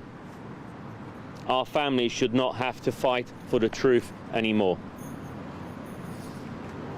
Despite the shocking actions of the police on that fatal night, the murder investigation was very different. We would like to express our heartfelt gratitude to Senior Investigating Officer DCI Rebecca Bartholomew, the Serious Crime Team, and particular officer in the case, Claire Proctor. We would also like to thank our incredible family liaison officers, Sarah Page and Trudy May, for their diligence, professionalism and compassion throughout this investigation. We would also like to thank the CPS, as well as Nick Lobenberg, KC and Neil King, for their outstanding advocacy skills in prosecuting this case. In our darkest period of our lives, knowing that people were fighting tirelessly for Henry gave us strength. They secured justice for our son, and for that, our family will be forever grateful. For us, there is no closure. There is no moment where the pain stops. There is no moment where the Henry-shaped hole in our family is filled. We will carry this grief every single day for the rest of our lives. But today matters. Today, Henry was believed. The truth has been recognized. Today, justice, in the eyes of the law, has been served. But justice alone is not enough. We want to use Henry's heartbreaking story to make change for the better. We do not want his death to be used to create further division, hatred, or tension. We want his story to make our streets safer for everyone. That is why we are calling on the government to treat knife crime as the national emergency that it is. We need real solutions. We need investment in prevention. We need stronger action on the sale, the ownership and carrying of all knives. And as this case so painfully demonstrates, We need common sense applied to our laws. This doesn't mean knee-jerk reactions. This doesn't mean going to extremes. It just means a common sense approach to law and order.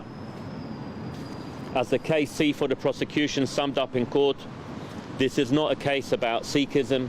This is not a case about racism. This is a case about murder. People should not be able to walk openly through the streets of Britain carrying a 21-centimetre blade. As a family, we will not let this go. No other family should experience the heartbreak and horror of losing a child to knife crime. Finally, I want Henry to know, wherever he is, we are so proud of him and we love him beyond words. Thank you.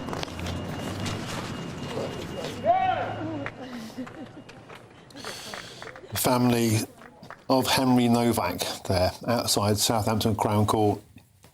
Quite a breathtaking statement given out as the mother, father, relatives walked back up the steps. They said, finally, Henry was believed. The mother was uncontrollably struck by grief at one moment there.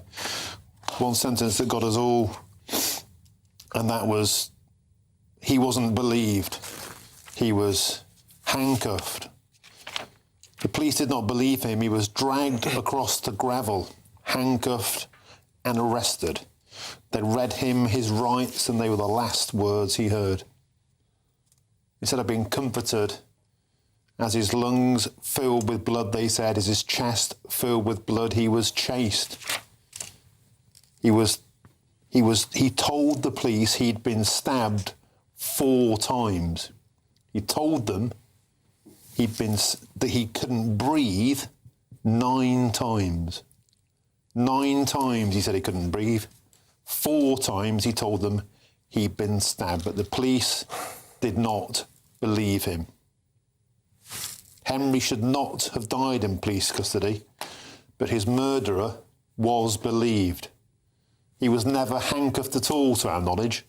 In fact, the police even took him to the kitchen at the police station and let him choose his own food. They talked how some of the police have been allowed to resign. One of the police officers still serves. We demand now a full, fearless and transparent investigation into this. Let's bring my panel in the studio. So, Michael Ellis, I'm going to come to you first. What happens next with the police officers? Clearly, this family will never recover from this. They said their trauma is unimaginable and will never end. But they need to see justice being done.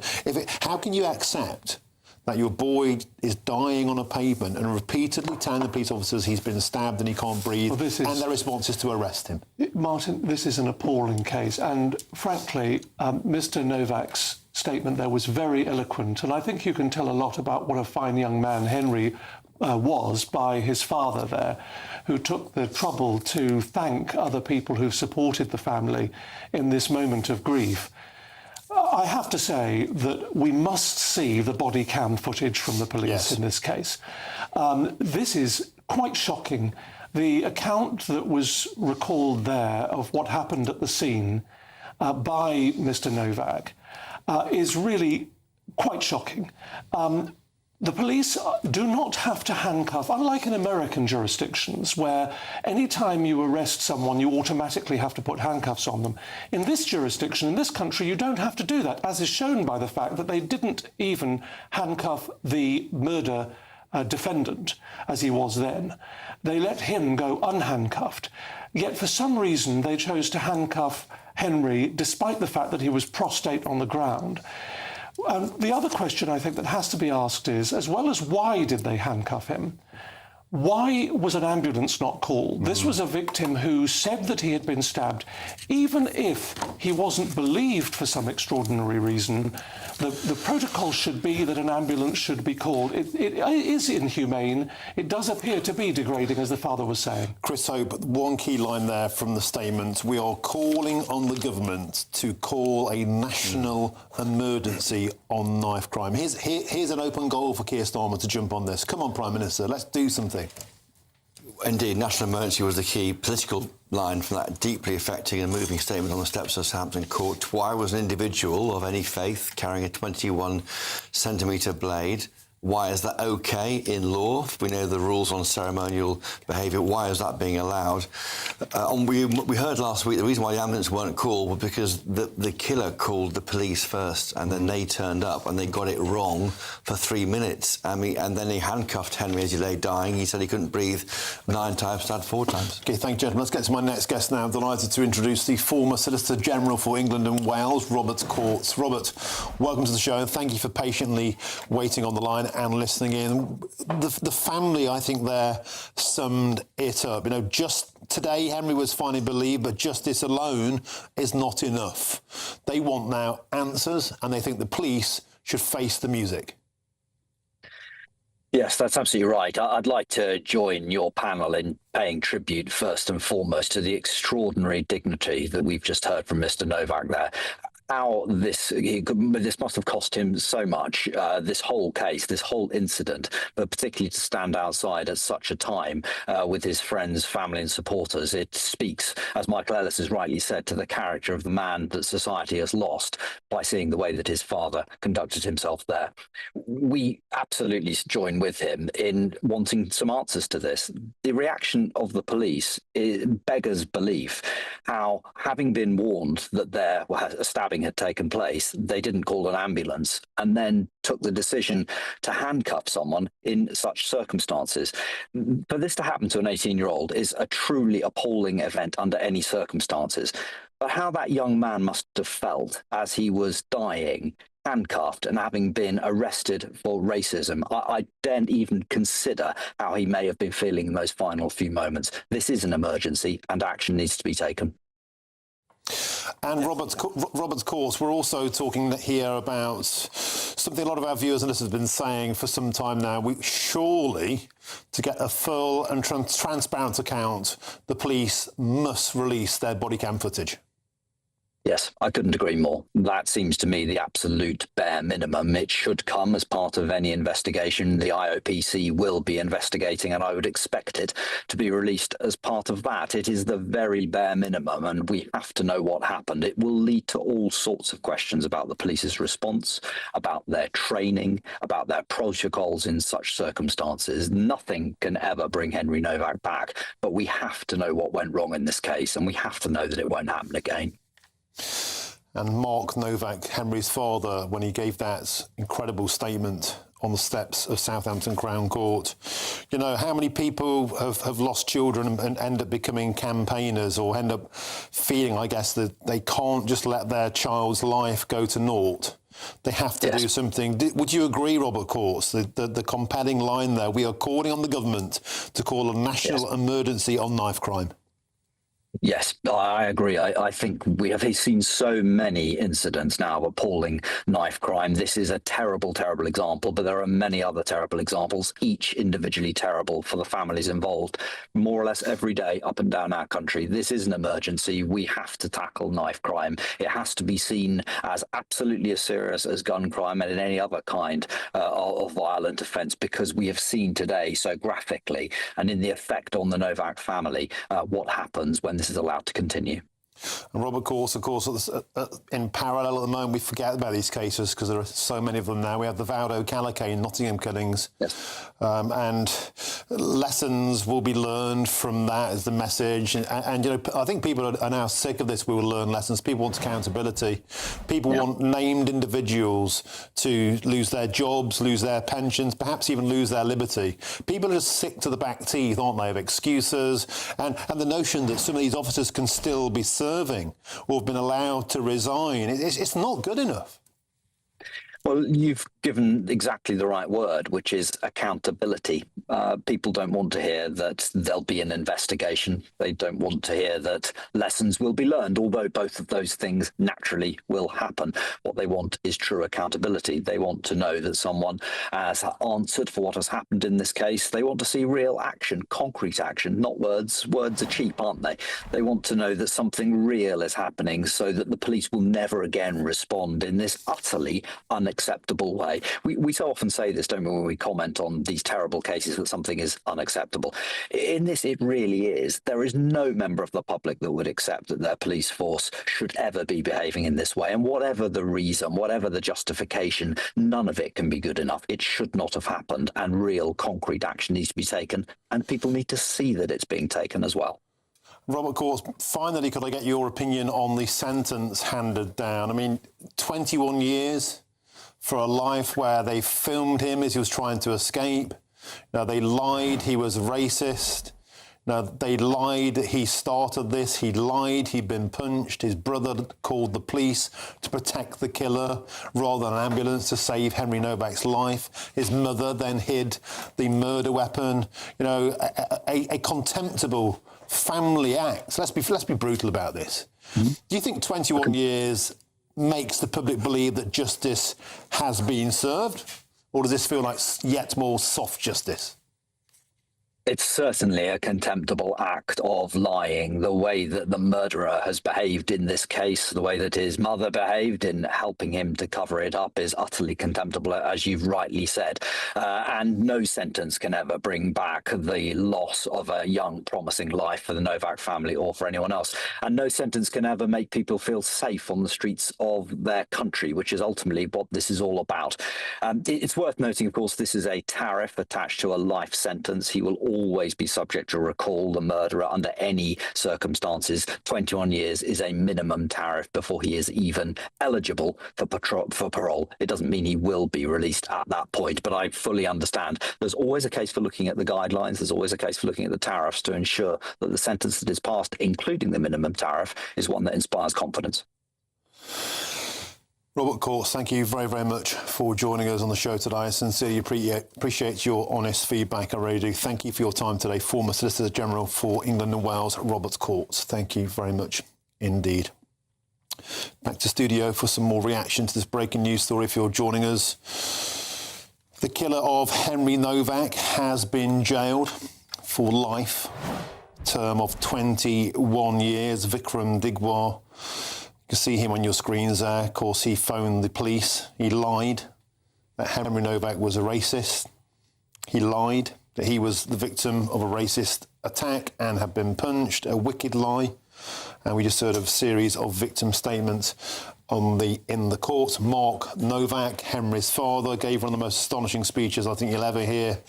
A dignified, wonderful speech as his wife and relatives alongside him, weeping at the notion that their boy was not believed. Instead, he was handcuffed and he was dragged across the gravel and read his rights. The final thing he heard was his rights being read to him.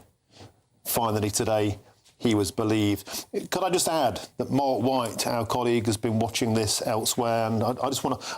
I don't often have a go at our media rivals, but BBC and Sky News didn't even run the family statement from outside the court a minute ago. I think that's loathsome.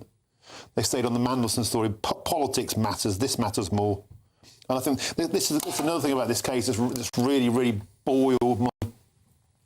Got to be careful here, Sir Michael Ellis. Boiled your blood. Yes. It is that there's this complete disinterest when it's the wrong kind of killer, the wrong kind of boy who's being killed in the wrong kind of circumstances. It's a story that makes our shameful media turn the other cheek. I agree. No, the only thing I would say about the sentencing thing is that if you didn't have a graduated scale of sentences, how would you distinguish between the seriousness of one awful crime and another? And while this is absolutely an awful crime... Well, I would say that how can there be a single second of mitigation off his tariff when he lied? He didn't call ambulance when he could even have saved his life. Instead, he called the police to protect his own hide. His family covered up for him. His family lied. He filmed him as he was dying. How does that give mitigating time off? I just don't understand it. Maybe I'm a simpleton. I can possibly help on this. So there's a lot we don't know about what the judge said in court over the hour of sentencing, but he could have used a starting point of 15 years and got up to 23 years before applying the mitigation by adding to the 15 years some of those points that you've made, Martin, which is that, how he lied to the police and how he caused this to happen in the way that it did and involving family members and so on. So assuming that the starting point was 15 years, then he adds those aggravating features to get to 23, and then he took 2 years off to take into account the relative youth of the defendant and the fact that he didn't have any previous convictions. That's probably how he got to 21 years. I think the family talked about there being an emergency on this. I think we need to actually just talk about what should be done now. It's very important in this case to get the body cam footage, because although it's going to be embarrassing to the police, almost certainly, they need to release it. And I think the guidelines of the National Police Chiefs Council is that they should release it. We also need to know why this boy was handcuffed on the ground. He didn't pose any threat to the officers. I don't see on the face of it why he was handcuffed. And secondly, there should have been an ambulance called because he repeatedly requested one. But there also needs to be something about prison sentences for the carrying of knives. I used to go to schools 25 years ago and talk to young people about not carrying knives, quote unquote, for self-defense. That's not this case. But obviously there are young people that go out thinking that they need to carry a knife for self-defense. When they do that and they get involved in a fight, they draw the knife in some cases and then use them. We see these cases throughout the time. They need to be shown that carrying a knife is going to risk immediate imprisonment. I think the one, Mark Novak, when he just spoke outside Southampton Crown Court, and some of it's just so harrowing yet so amazing what he said. And I think this now surely, Chris Oak, points to the fact that there's only one way out of this, and that is to release the full body cam image. If they say that's too harrowing, give us the audio, but give us something. Because he said there, as his chest filled with blood, he was chased. He told the police he'd been stabbed 4 times.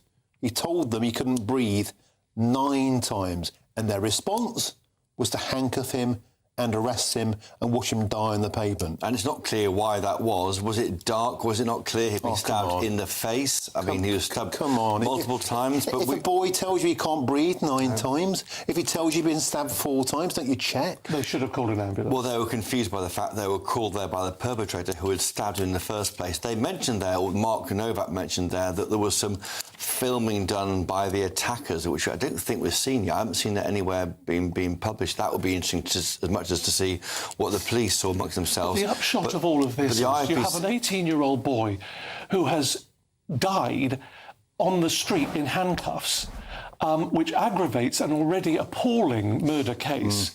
And it puts it into its own category here. This is a young lad who's died in police custody, technically. They're being treated as witnesses, the other police involved. Yeah, some have left the force, and that's clearly angered the family because they want to find out what happened before you leave the force. And so leaving the force, is that a way of avoiding talking to IOPC? But is that not the similar circumstances that we saw with the Valdo Callaghan case, dare I say, with some of the rape gang cases, Sir Michael S? There's a feeling that people can quietly dissolve away from public life, go to a different job, perhaps even take a payoff. They can quietly leave the scene, as it were, literally in this case, the scene of the crime, and not face justice themselves. I see a family here, like I see the Barnaby Webber and Grace O'Malley Kumar's parents, a family that will not stop until their boy gets justice. Well, I hope they do pursue this, because this is something that should be pursued. And one of the most difficult times after a bereavement like this, this entire family, all of those people on those steps, their lives will never be the same again. But they've been able to focus on this trial. Now the trial is over and the sentencing is over, there'll be a void in their lives because Henry's gone. And maybe they will decide, many of them, to focus that void on campaigning towards doing something that actually will work. I'm afraid one of the messages of the last period, the last year or so, from government is actually to reduce sentences and to reduce the amount of time spent in custody. We're talking about lengths of sentences here, but there's a push to increase the age of criminal responsibility from 10 to 14. There's a push to reduce the amount of time people who don't commit murders, who commit other types of offences, serve before they're eligible for parole. These are the wrong messages. OK, thank you very much, Sir Michael, Chris Hope and Nigel Nesson. Of course, more reaction in the next hour on the sentencing of Henry Novak's killer, murderer, and also more on the Mandelson files. As we found out today, Henry Novak was arrested and read his, oh God, it's so upsetting. He was read his rights as he lay dying, and he was not believed. Henry was amazing, one of the kindest, inclusive men you will ever meet. And now he's gone. Rest in peace, Henry Novak.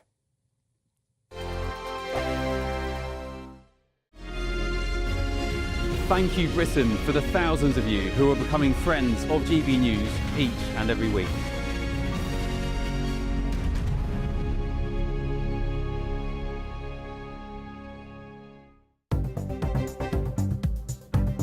Good afternoon, this is the latest AI travel news from GBNews.com.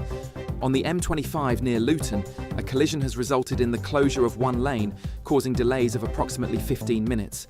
Meanwhile, the A249 in Kent is experiencing 10-minute delays due to heavy congestion.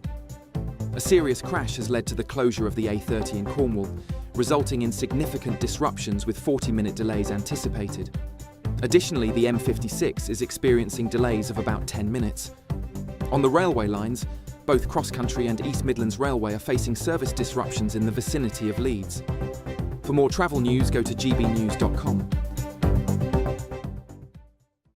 We're counting down to a spectacular summer. It's your chance to win £76,543 and 21 pence in totally tax-free cash. A lump sum that you could have in time to splash out with this summer. And because it's tax-free, you get to keep every single penny. For a chance to win, text cash to 63225. One entry costs £2.50 plus one standard network rate message. Or text bonus to 63225. 5 entries cost £5 plus one standard network rate message. Go to gbnews.com/win. Entries start at £2.50. Call 0903 686 3232. Calls cost £2.50 plus your network access charge. Or post your name and number to GB21 PO Box 8690 Derby DE1 9TT. UK only. Entrance must be 18 or over. Lines close at 4 p.m. on the 26th of June. This is a network giveaway. Entries will be pooled. Please check the closing time if listening or watching on demand.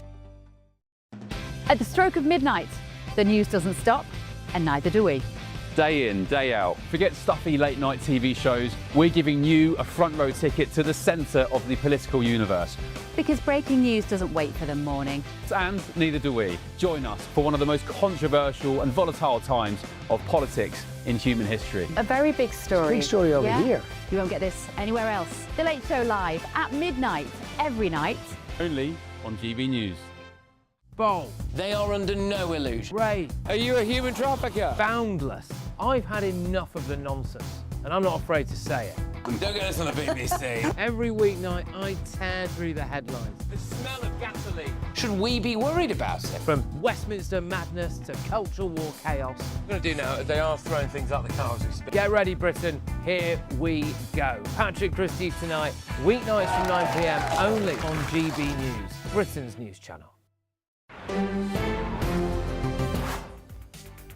Very good afternoon to you. It's 5 p.m. Welcome to the Martin Daubney Show here on GB News, broadcasting for you until 6 p.m.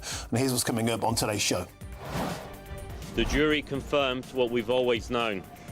Henry's life was taken from him unlawfully, violently, and without justification.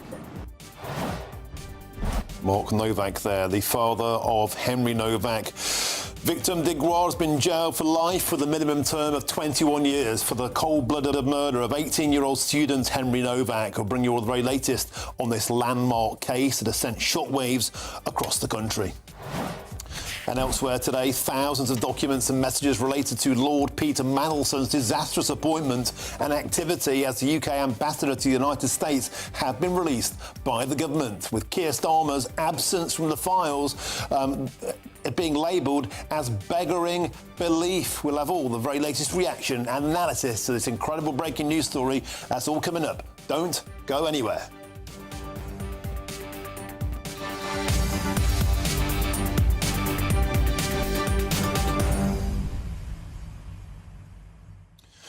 Welcome to the show. It's a pleasure to have your company. Henry Novak's killer today sentenced to 21 years. A term.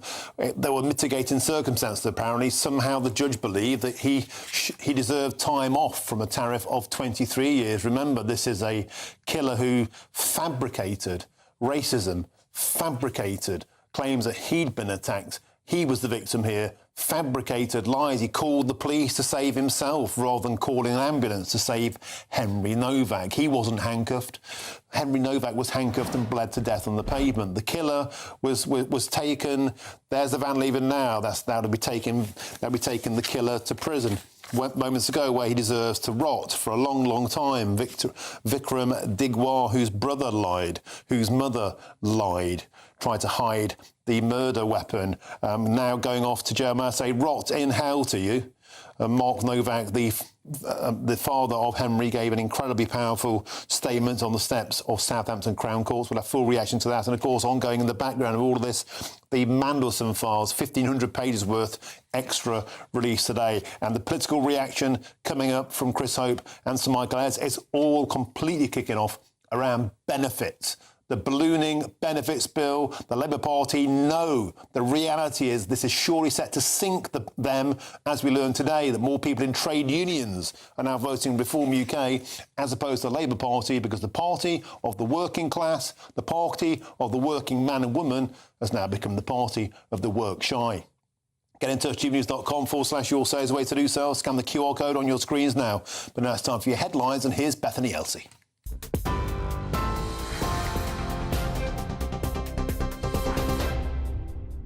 Martin, thank you. Your top stories from the GB newsroom at 5:03. The government has released thousands of documents relating to Lord Peter Mandelson's appointment as ambassador to the US. Downing Street says the release of this second tranche of documents shows unprecedented transparency. They reveal that Mandelson declined to comply with a request to hand over his WhatsApp messages and other information on his personal phone to the government. It also shows a written note in which the former peer told the government it would never regret giving him the job. The documents were ordered to be published by the House of Commons after revelations about his ties to the paedophile Jeffrey Epstein, which also led to him being sacked last year. A Sikh man has been sentenced to life in prison with a minimum term of 21 years for the murder of 18-year-old Henry Novak. Vikram Digwar used an 8-inch blade he claimed was part of his faith to stab the student as he walked home from a night out in Southampton last December. The prosecution told the court that Digwar falsely told police that Henry racially abused him, which led to the teenager dying alone, humiliated and handcuffed. Henry's father says their family is facing a life sentence of grief and is calling on the Independent Office for Police Conduct to carry out a thorough investigation of the officers involved. When police arrived, Henry was lying on the floor, barely able to sit up and plainly in severe medical distress. Instead of being treated as a dying victim, police formally arrested Henry for assault and read him his rights. That was the last thing he heard. He lost consciousness before anyone believed him. We hold Vikram Digwar solely and 100% responsible for the brutal murder of our son. But Henry should not have died on the streets of Southampton in police custody. The way he was treated was inhumane and degrading. A girl has died and a boy is missing after going into a river, taking the number of open water deaths during the recent heatwave to at least 15. A 13-year-old girl was reported missing yesterday evening at the River Wharfe near Burnsall. She was rescued a short time later and airlifted to hospital, where she was pronounced dead. While South Yorkshire police said their search had entered a second day for an 11-year-old boy who entered the River Don on Saturday and hasn't been seen since. Two US-based political commentators have been blocked from entering the UK to speak at a London festival. Cenk Uygur, the host of Young Turks Online, has previously said America deserved 9/11, which he later admitted was inappropriate. And he's also said he's not anti-Semitic, but he is anti-Israel. He and Hassan Piker, who runs his own daily online stream, have been stopped from appearing at the event run by University Oxford students. The Home Office says their presence in the UK may not be conducive to the public good. The UK won't have to pay Rwanda millions of pounds over the failed migrant deportation deal after winning an international court case. The two countries clashed in a 3-day hearing in March at The Hague's Permanent Court of Arbitration. The East African nation sued Britain for more than £100 million, claiming it breached the terms of its agreement and is owed the money. Police are investigating 6 stabbings after Arsenal's Premier League trophy parade in North London yesterday. The Met Police says 24 people have been arrested, including 10 on suspicion of assault on police, and 3 were detained on suspicion of sexual assault. The force also thanked the vast majority of people who celebrated responsibly. And the former England and Wales Rugby League coach and renowned broadcaster John Keir has died at the age of 71. Keir's one of sport's most respected figures passed away suddenly while travelling back from the Challenge Cup final. He was best known for masterminding Sheffield Eagles' first and only Challenge Cup triumph against Wigan in 1998, arguably the biggest shock in the competition's 130-year history. You're up to date for now. I'll have more for you in half an hour. Taking the ups and downs in our stride. Stilts Home Lifts sponsors the GB News Finance Report. First, though, here's a quick snapshot of today's markets. The pound will buy you $1.3445 US dollars and 1.1567 euros. The price of gold is £3,325 per ounce, and the FTSE 100 is at 10,313 points. GB News Finance Report, brought to you by Stilts Home Lifts.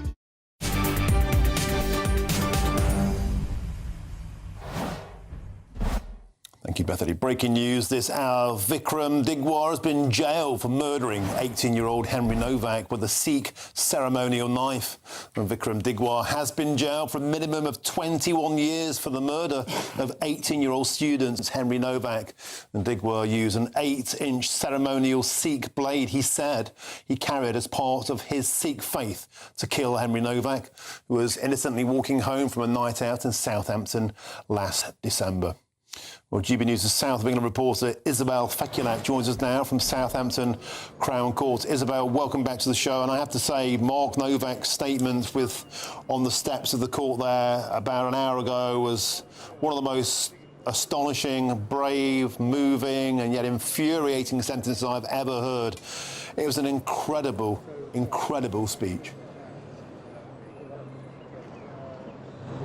Yes, good afternoon, Martin. An incredible speech, as you say, from Mark Novak, Henry's father, made outside court, but also I think everyone who is inside that courtroom would agree that the speeches from all 5 family members who gave those impact statements in court was equally as powerful. We heard from the mother, father, stepfather and a sister who said that when Henry died, she lost a part of herself as well. I will read you some of those statements in just a moment, but as you said there, Vikram Digwar has been given a life sentence, a minimum of 21 years imprisonment. That sentence is to be on licence. If he is ever released as well, it will be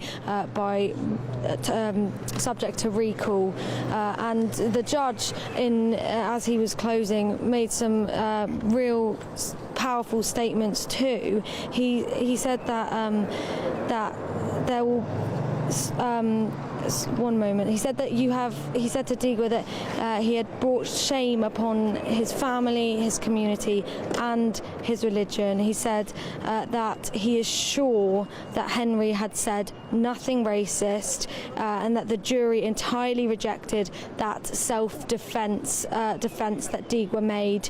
And he told Vikram Digwar that you murdered him, and by doing so you robbed him of all the things he loved. That that was from the judge. Of course, we did hear those statements in court as well. I will read them out for you, but we do just want to hear again from the father in that powerful speech he made outside the court this morning, where he called for the government to claim that knife crime is a national emergency, and also called for the Home Secretary to ensure that the IOPC have all the resources to do a full and transparent investigation. Have a listen to what else he said. Henry told officers that he could not breathe 9 times. He told them he had been stabbed 4 times. The response from one officer was, "I don't think you have, mate."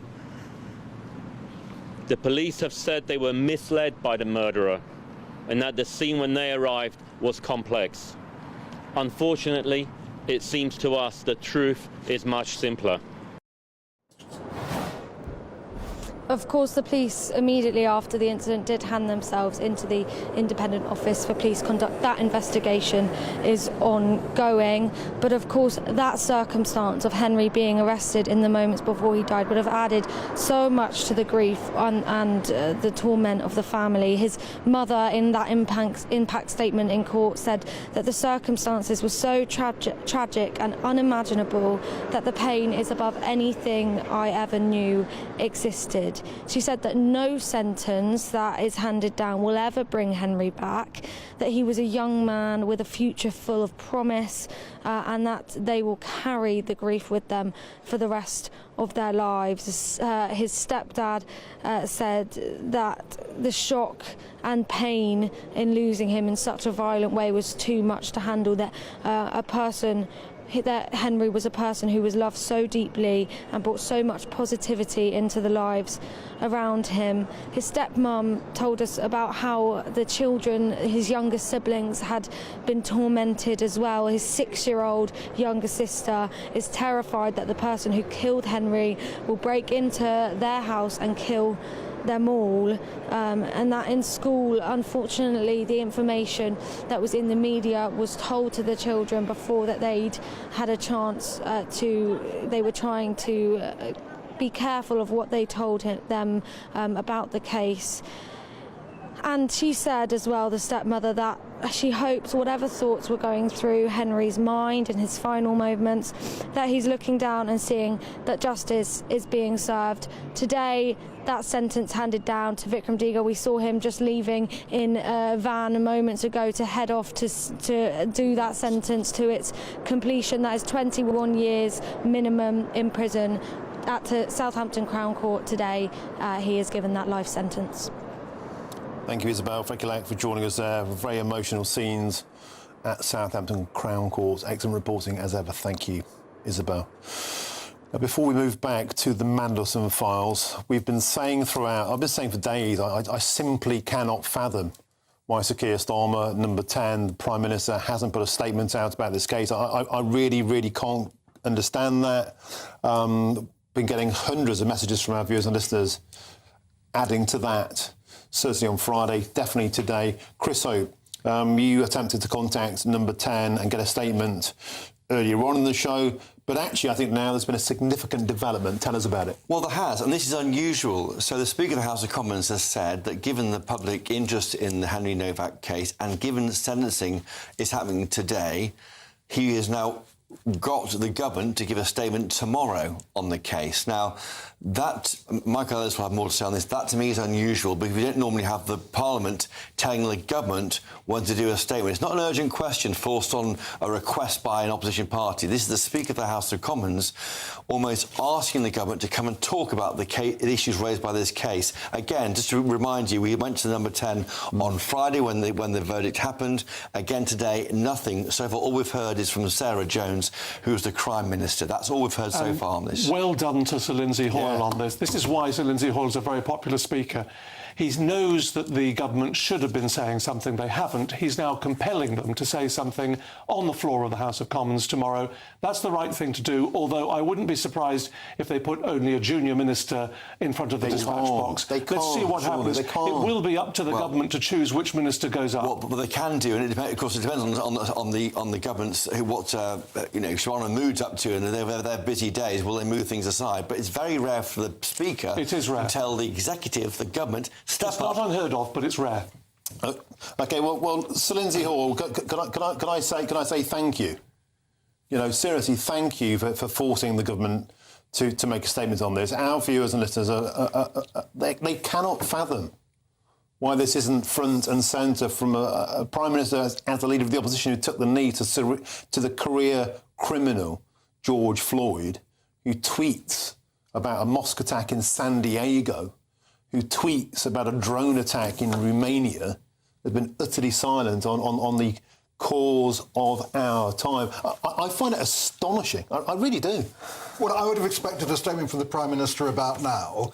The fact that Lindsay Hoyle has stepped in and we're going to get a government statement tomorrow rather preempts that. OK, gentlemen, because elsewhere today there's another huge story. Of course, it's the Mandelson files. Elsewhere, the second tranche of files relating to Lord Peter Mandelson's appointment as the US ambassador were released this afternoon at 2 o'clock, bringing with it a series of bombshell revelations. However, the Prime Minister's notable absence from the files has raised concerns regarding potentially missing information. Let's get to my guest now down the line. It's the political editor at The Independent, David Maddox. Dave, you're the journalist who pointed out 7 months before the Prime Minister himself acknowledged that Mandelson had failed his vetting. Finally, thousands more pages were released today. We had them in the studio. Dave Maddox, most of them were a blizzard of white paper and a constellation of asterisks. Most of the information was redacted. Yes, it's thousands upon thousands of pages, three enormous volumes, and still they've managed to hide, really important stuff. Although interestingly, I think one of the things that has come about, certainly from my viewing of it, is that my report back in September about him failing in security vetting does seem to have triggered a whole series of emails about them apparently trying to cover it all up, which, maybe this explains why Keir Starmer only realised what was going on 7 months later. Dave Maddox, it always felt a little bit like the dog ate my homework to a lot of our viewers and listeners. I mean, your front page went out in September. We covered it at the time. And yet 7 months later, we had the Prime Minister with his confected outrage that nobody had told him. Well, we had... there's an email in there from a senior Downing Street official who I think is his private secretary or principal secretary on foreign affairs, saying to Ollie Robbins and others that they need to make sure that the vetting process, and this is September, 2 days after my story, the vetting process is separate from number 10 and ministers, and it mustn't be linked with it. So, it's quite clear. I have to say there's been some cause of amusement from my colleagues, at least, that Mandelson himself has name-checked me in his papers. So that's one for the memoirs, I think. So. Well, David Maddox, how does it make you feel? You've been mentioned in the Mandy files. I'm not entirely sure. He sent a message to Matthew Doyle, who was then Director of Communications. It was about another story of mine about how Trump might reject his credentials. This is when I was over in Washington, D.C. for the inauguration. And he sent this question, who is David Maddox? And then he kind of asking Matthew Doyle, why people aren't making this story stop about him. It's anyway. It certainly caused a bit of amusement amongst my friends and colleagues in the lobby. Be careful, Dave. It doesn't go to your head. You'll be after a red box with a gold crest on it next, mate. That was actually my favourite story. The whole thick of it references to the red box. But I mean, the midlife crisis, the early midlife crisis for Wed Streeting, I think we're seeing that play out before our eyes, aren't we? the derisory remarks about poor old Pat McFadden after he'd been trooping out for the government, desperately defending them. No, even on GB News, good old Pat McFadden's been there. It's and the fact that one of the interesting things though I think is actually how good Mandelson's analysis is. He said that Starmer was finished after the welfare rebellion. A lot of us would agree with him. It's been incredible looking at the seismic waves that have come out from today's publication, Dave. And I think the benefits problem is one that's getting bigger and bigger and bigger. We saw today as many people in trade unions voting for Reform UK now as the Labour Party, and consistently their membership says we're sick of funding people who sit on their backsides and get benefits while we go to work. Mandelson telling Pat McFadden that's the case. Mandelson was correct on this notion, was he not? That benefits is becoming an absolute nightmare for this Labour Party, and yet they can't and won't cut them. I think there's another one from Pat McFadden, and I apologise if I'm slightly misquoting here, where he's suggesting that every time he has meetings with Labour MPs, they're trying to work out new people to tax to fund benefits. It's there's a very, very serious issue going on, and one of the ongoing jokes about Keir Starmer and all those dreadful speeches we've had to sit through, was how many times he would mention the words "working people," and it's quite clear that working people just don't like him very much. Yeah, there's got a lot of working out of stuff to do, certainly. It beggars belief that these publications have come today, and as you said, Dave Maddox, certain pages are just page after page after page of white paper. £1 million it cost. £1 million of taxpayers' money into a report. There's half of it's blank pages. Thank you very much indeed for joining us. Most of that money will have been spent trying to redact it, I would imagine. The political editor at The Independent, David Maddox, thank you very, very much indeed. Get back to studio. Chris Hope. It's been a news blizzard of a day. So much of a blizzard, in fact, most of those pages have gone snow white. But on a serious point, if people are tuning in, they're getting home from their day's work, our viewers go to work, they're not work shy.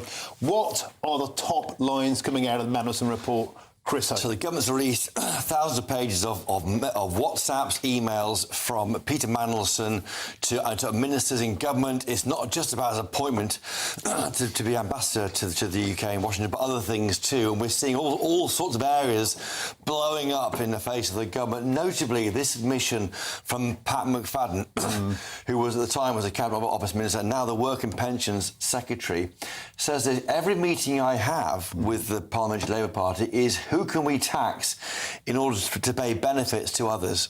That is unbelievably damaging for the Work and Pensions Secretary to say that to Peter Mandelson. McFadden goes on, to his credit, they're asking the wrong questions. And that is the line one of the Tory attack at the next general election. Kevin Badenoch has already got involved. She says they are no longer the Labour Party, they are the Welfare Party. It doesn't matter who's in charge of these people. The party for benefits treats will tax us all into poverty to pay for more welfare. This very point, this government cannot bring down the welfare bill, and we're all paying for it, those who are paying taxes into the system. And there you have the Welfare Secretary saying it in terms. That is completely damaging. Other things... Well, I can go on. No, go on. Other things too, Torsten Bell, who led preparations for Rachel Reeves' second budget in November last year, told Peter Mandelson the big picture is messy in exchange with Lord Mandelson. Lord Mandelson criticised Wes Streeting when he was Health Secretary for being immature and having a midlife crisis. He told Pat McFadden again, his old friends from... That's Michael Ellis laughing in the studio for those who can't see what's happening. It's deeply embarrassing because Wes Streeting, guess what, wants to replace Keir Starmer as Prime Minister. He told Pat McFadden in terms that the Health Secretary sent him a long historical message about Israel. He said Ed Miliband's behaviour was stupid. He says, I don't think the government has clocked just how central energy supply and costs are to our economic future. He means AI and data centres. Nigel Nelson, a party let's be absolutely brutal, fighting like rats in a sack. Yeah, look, there's no way of actually disguising the fact this is incredibly damaging for the government. But what you've seen here is actually how government works. I would imagine if we'd seen these kind of WhatsApps and emails during the Tory years, you'd have found something similar going on. At last, we're seeing what really happens. I think this is actually treating the public as grown-ups, so we can see exactly how they operate. The Tories are steaming in not only on the benefits line, Chris Hope, but Keir Starmer's absence from the Mandelson files, they say, beggars belief. Well, that's a further issue. So why is the PM, why wasn't he there at all in 139 The invisible man. pages? Well, let's get there. Why isn't he there at all, or talking about himself, or why isn't Keir saying, I agree to this, or what are you talking about, are you mad? Why is he not saying anything in reply? And also, firstly, in the March tranche of documents, and now nothing here. Why are they taking him, excising the PM's voice from these documents? Once again, he's never here, Keir. It's totally suspicious, and I, for one, don't believe it. I cannot accept that this government has redacted only that material which genuinely they should be redacting. I don't believe them. I don't think anyone should believe them. There should be an independent assessment of everything that's been redacted, properly qualified independent assessment, because it's just unbelievable that Keir Starmer's name in 1,000 pages of documents doesn't appear in some innocuous way. It can't all be. He's in some of them. He's in some of them, but not a lot. Pre-election, before he became Prime Minister. That was addressed by the government in the House of Commons. Darren Jones, who's the Chief Secretary to the Prime Minister, he said that Simon Hoare, who runs the committee that keeps watch on Whitehall, had approved of all this. He says that names are kept in there. Special advisors had no say over what was excluded. It's still the government marking its own homework, because they are choosing who He's a Tory should make this MP, Simon assessment. Hoare. He's a Tory MP. I think, talking of Tories, to be fair to Kemi Badenoch, if it wasn't for her manoeuvrings in the House of Commons, we wouldn't have had these documents, because she did this humble address. But look, I don't think it'll surprise many people to say, now to have it disclosed to the public, that the Labour Party are talking about taxing working people in order to give their money to benefit claimants.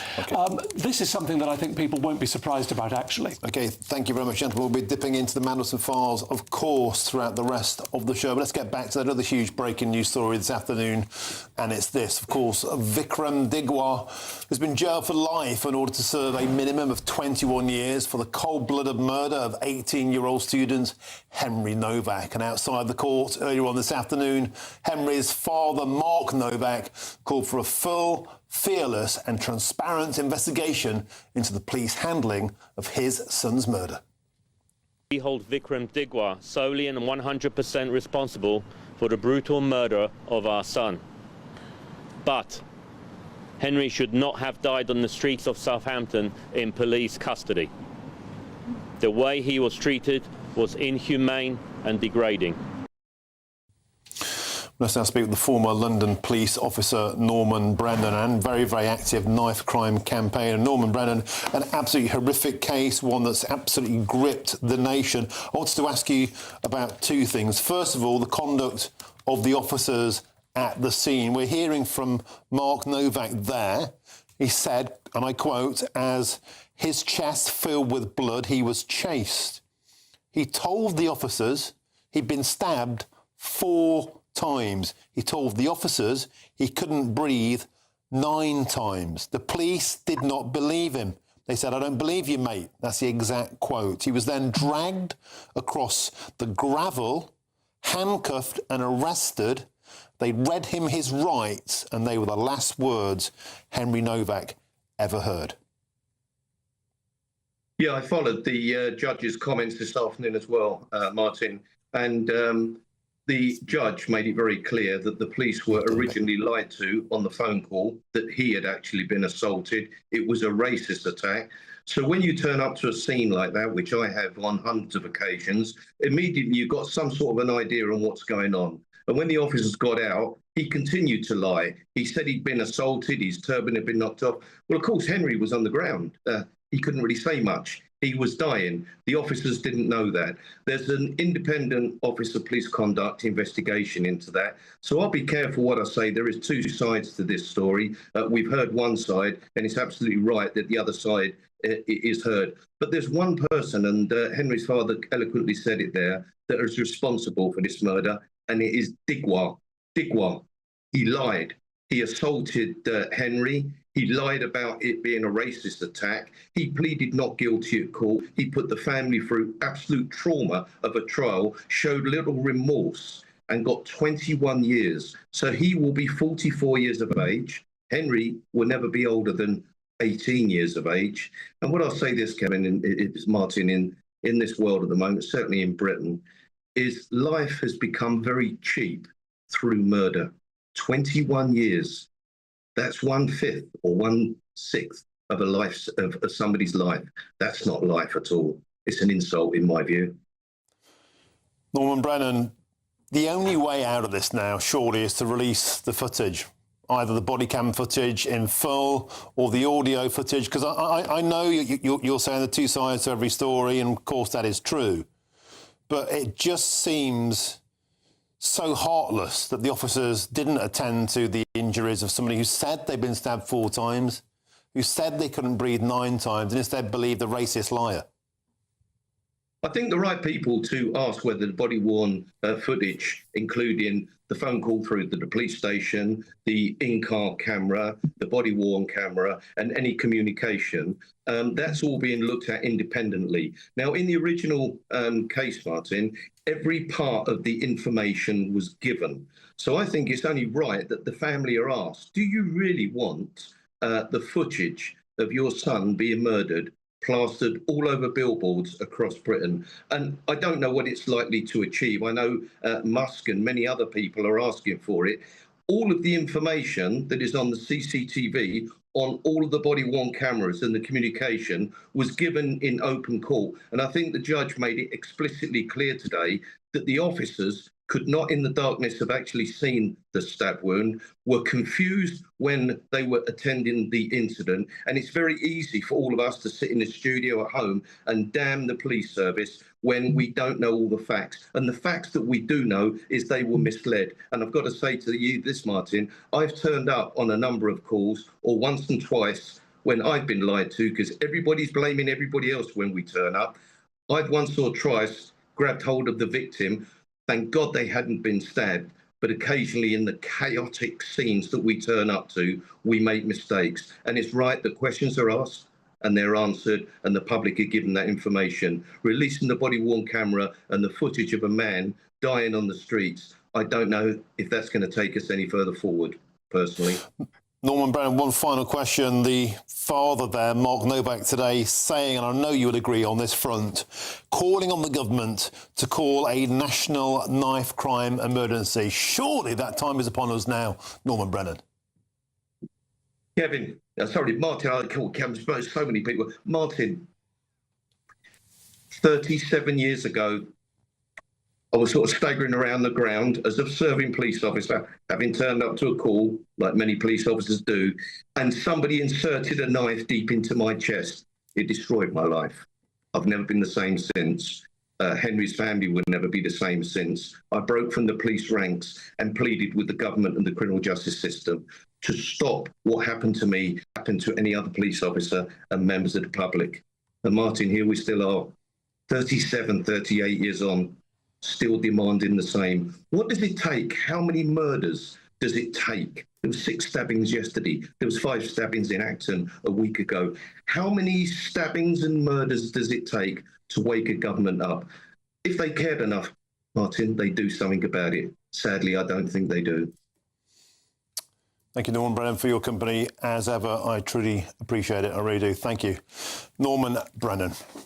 Quick bit of reaction in the studio before we go to our news bulletins. Chris, I want to come to you. You want to clarify the position the Speaker, Lindsay Hoyle, made a statement earlier on? That's right. So that wasn't the Speaker acting off his own back, Martin. Yeah. Of course, we can only judge what we see in the House of Commons. He'd been informed by the government that that they wanted to do a statement tomorrow. That may be why, again, no indication of this from anyone I've spoken to in government since last Friday, that may be why they've held back from a senior member of the government commenting. So far, only Sarah Jones, who's the Prime Minister, speaking. But we have that clip now of Lindsay Hoyle talking to MPs moments ago.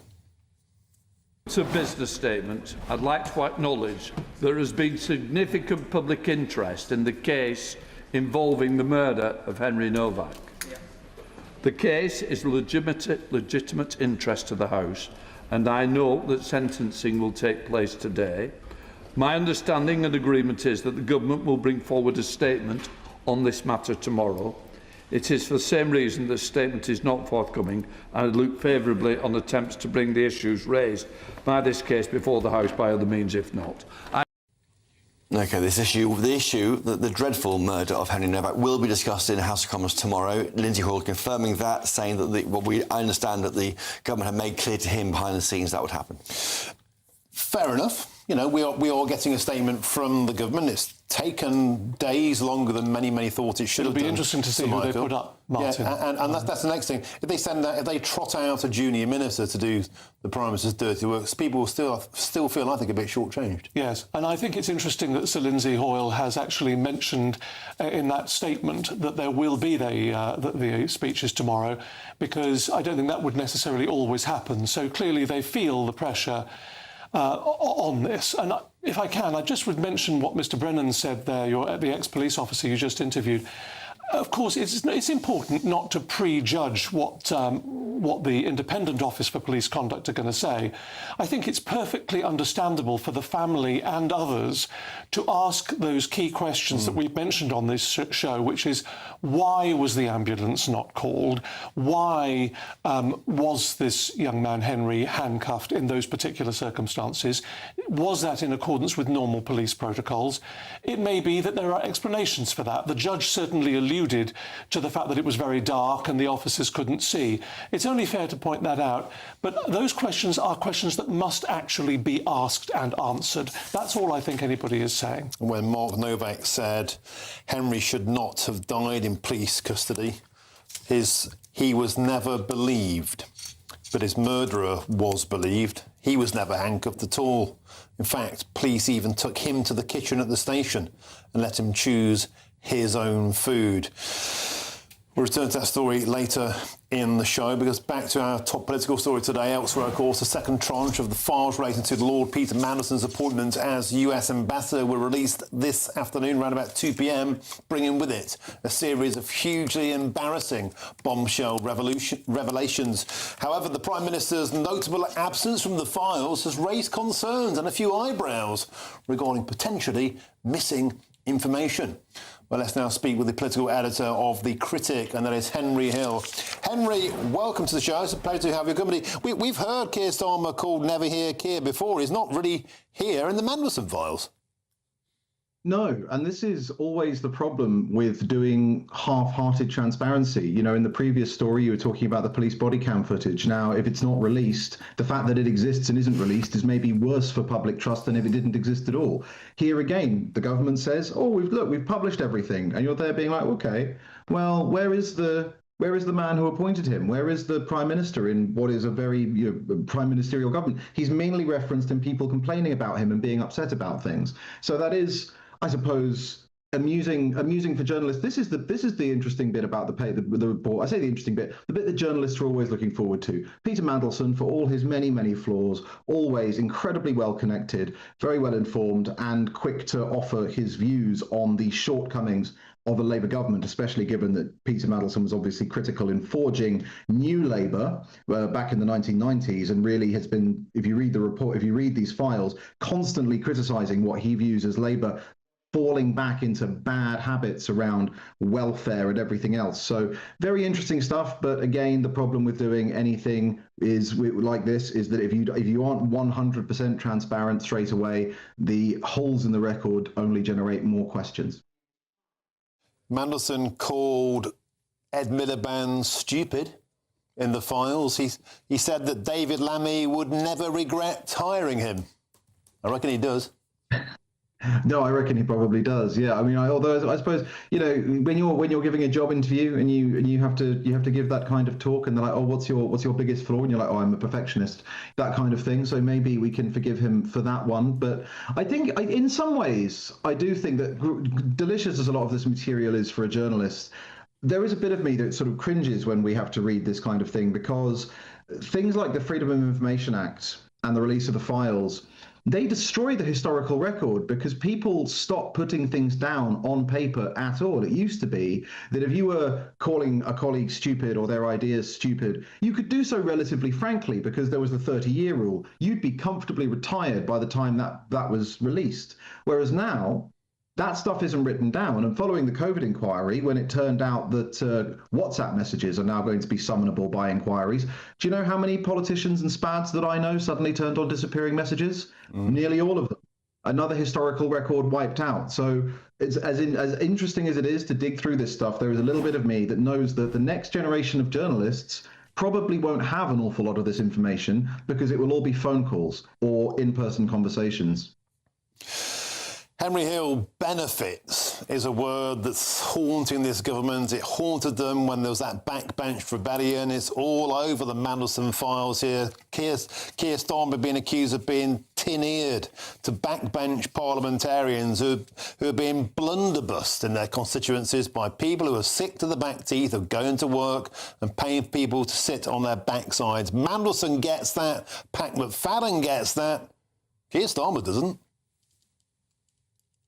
The great irony, of course, of the downfall of Sir Keir Starmer is that I'm sure the man has many, many failings, but when you ask Labour MPs to identify what they are, they always end up listing his handful of attempts to control public spending.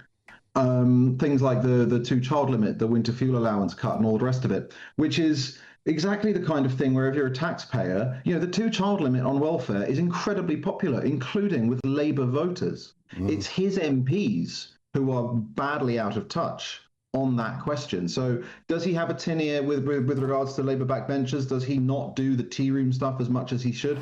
Almost certainly true. But nonetheless, it's worth pointing out that he is much more in tune on those questions with the views of Labour members and the country than his own backbenchers are. OK, Henry Hill, thank you for joining us. I appreciate your time. The political editor of The Critic, Henry Hill. Back to studio for some reaction. Nigel Nelson, I'm going to come to you first. Henry raises an excellent point there. The benefits barrel, the bonanza, continually rolled out. And we can now see why. It's about votes. It's about votes from Bangladeshis, from Pakistanis, from those who are most proportionally likely to take them. This is Labour parliamentarians protecting their own seats. Well, certainly Labour parliamentarians coming back from their constituencies and reflecting the complaints they get in their own surgeries.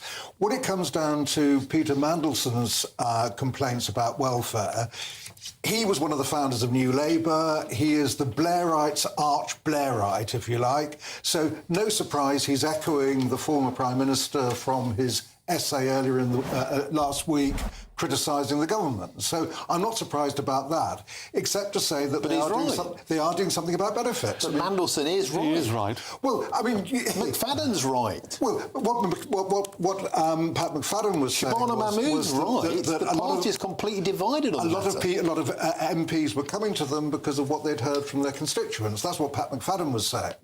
The Red Wallers, who are destined to go off the White Cliffs of Dover. Well, they're destined to lose their seats because their constituents are telling them all the time, I'm getting out of bed in the morning, alarm clock Britain, and I'm seeing people sat on their behinds, churning out children. The taxpayer funds it. The borders are open. Illegal immigrants coming in. They're getting a free home. They're getting free benefits. People see this happening in real time. When is this government going to get a reality check and wake up? Otherwise, they're done. Well, that was the whole point about looking at the benefit system to have a proper review, and at the end of the day is to try and save money on it. What you can't do is just simply slash them without knowing who needs them and who doesn't. There's already a split in the government, Nigel, about this this one because what a surprise!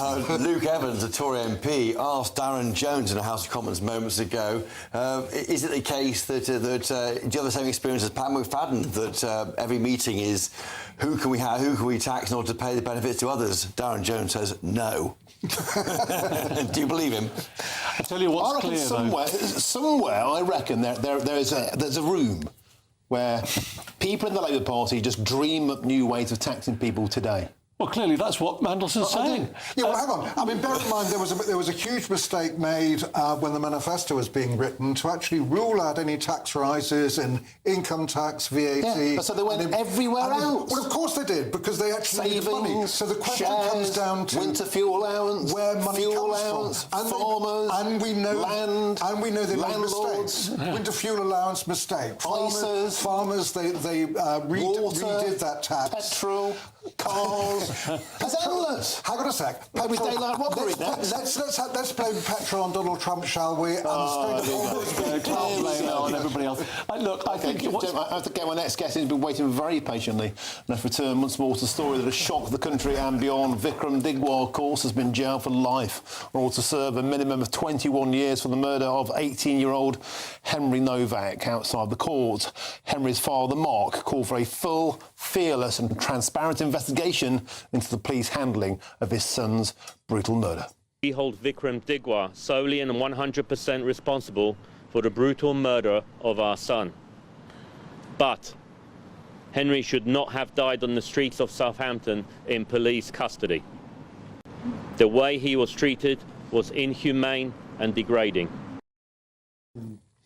Let's now speak with the founder of Fair Cop and a former police officer himself, Harry Miller. Harry, welcome to the show. What are your feelings on today's verdict? I just don't think 21 years is anywhere near enough for this brutal murder. No, 21 years is not enough. The fact of the matter is, unless this character shows a deep fundamental change over the next 21 years, he's probably going to serve a lot longer. But Martin, quite honestly, I think somebody else should have been in the dock today. I think it was very, very, very kind of Henry Novak's father to say that Vikram Digwal was solely responsible for the murder. I don't think he was. I think Digwal was responsible for the actual assault, for the knifing, the stabbing of this man. But I think those police officers and that chief constable also ought to be in the dock. Make no mistake about this. This was a racially motivated act of criminal negligence by the state against a white individual. That's what's happened here. There is literally a young man dying at the police officer's feet, saying, "I can't breathe," bleeding all over their polished shoes. And their response is to see only the claim of racism, to act only upon the accusation of racism, and to do nothing else. As far as I'm concerned, that's not neglect. That's not just simple neglect. That is criminal neglect. Now, I've been coming on your show now for many, many years, and I have been predicting that this would happen, that the woke police who had their heads filled with diversity, rubbish and nonsense, that this eventually would lead to somebody dying. And it's had. It's only, 3 years ago since we had the lesbian Nan saga, where the police burst into a house and arrested a girl because she'd said, "Oh, you look like my lesbian Nan." Hampshire police arrested me 4 years ago, if you remember, because I'd supported somebody over a flag. It was inevitable that this was going to happen because our chief constables and our PCCs and our government don't appear to have the balls to take chief constables by their balls and give them a good old spanking and tell them to purge their forces of this diversity, complete and utter rubbish.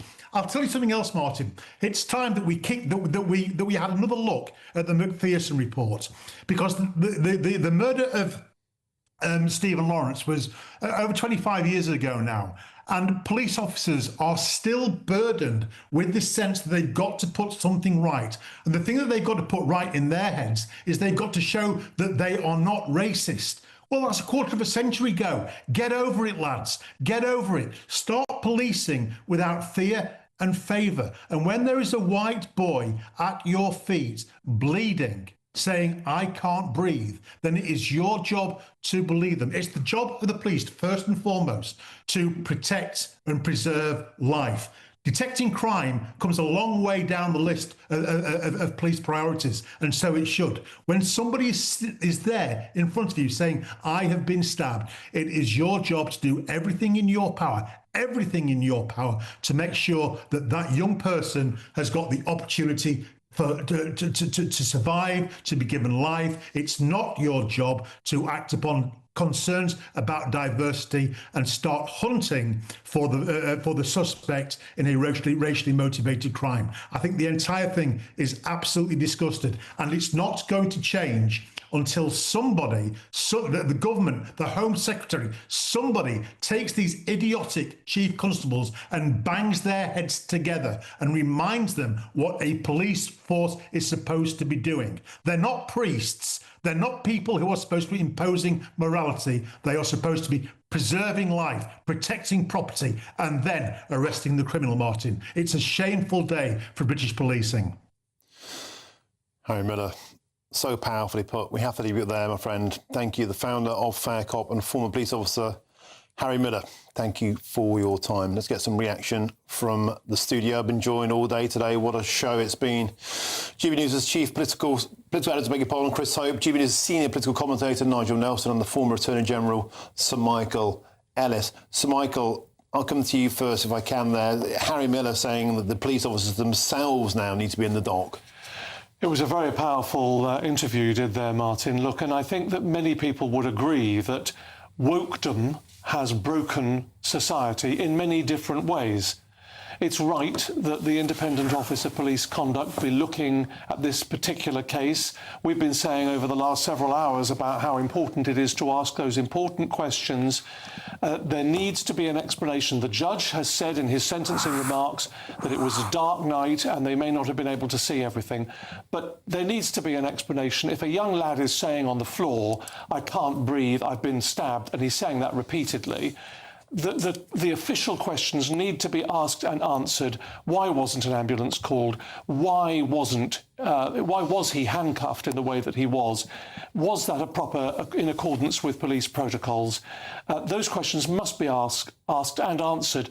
But frankly, we see many aspects of our society broken, adversely affected by this ultra-woke conduct, whether it be from quangos, whether it be from the charitable sector, the third sector, whether it be in branches of government.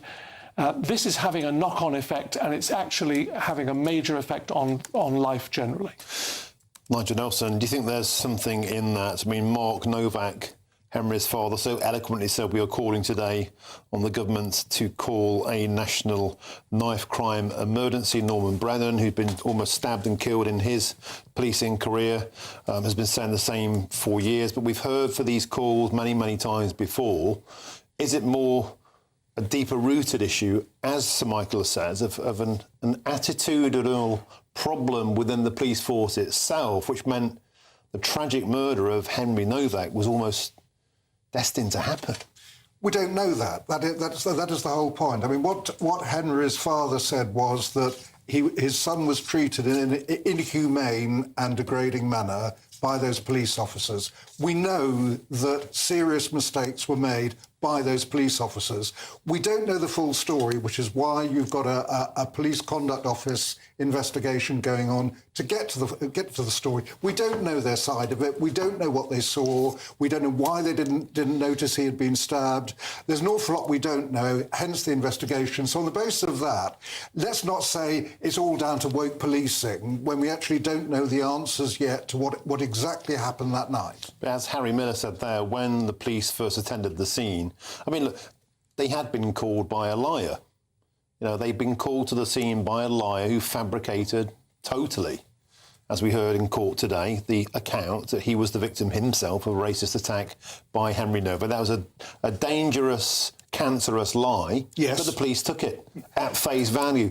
Why would it not occur to them when a boy is saying, I've been stabbed 4 times and saying, I can't breathe 9 times, as Harry Miller said there, why would it not be your first instinct to check on the safety of that person rather than believe the liar in front of you? It would have been. I mean, in a rational world, it would have been. You'd have actually had a look at the lad, found the injuries and done something about them. As Michael has said, you'd call an ambulance at the very least.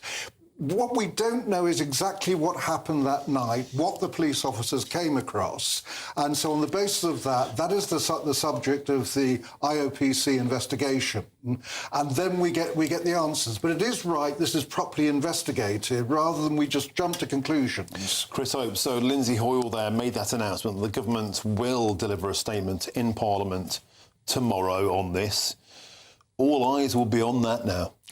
Yes, I'm trying to find out what time that'll be, and I don't know what time it is. I'm going to get my head around tomorrow's business in Parliament, but certainly it was the first time we've heard from the government about this. We're seeing from our response from viewers and listeners to the coverage, they are upset and appalled by this. They want to see changes in the policing. The fact that the last words this poor young man heard were having his rights read to him and handcuffed after being stabbed 5 times, once in the face, saying he can't breathe, saying that he'd been stabbed, the police not believing him for 3 crucial minutes.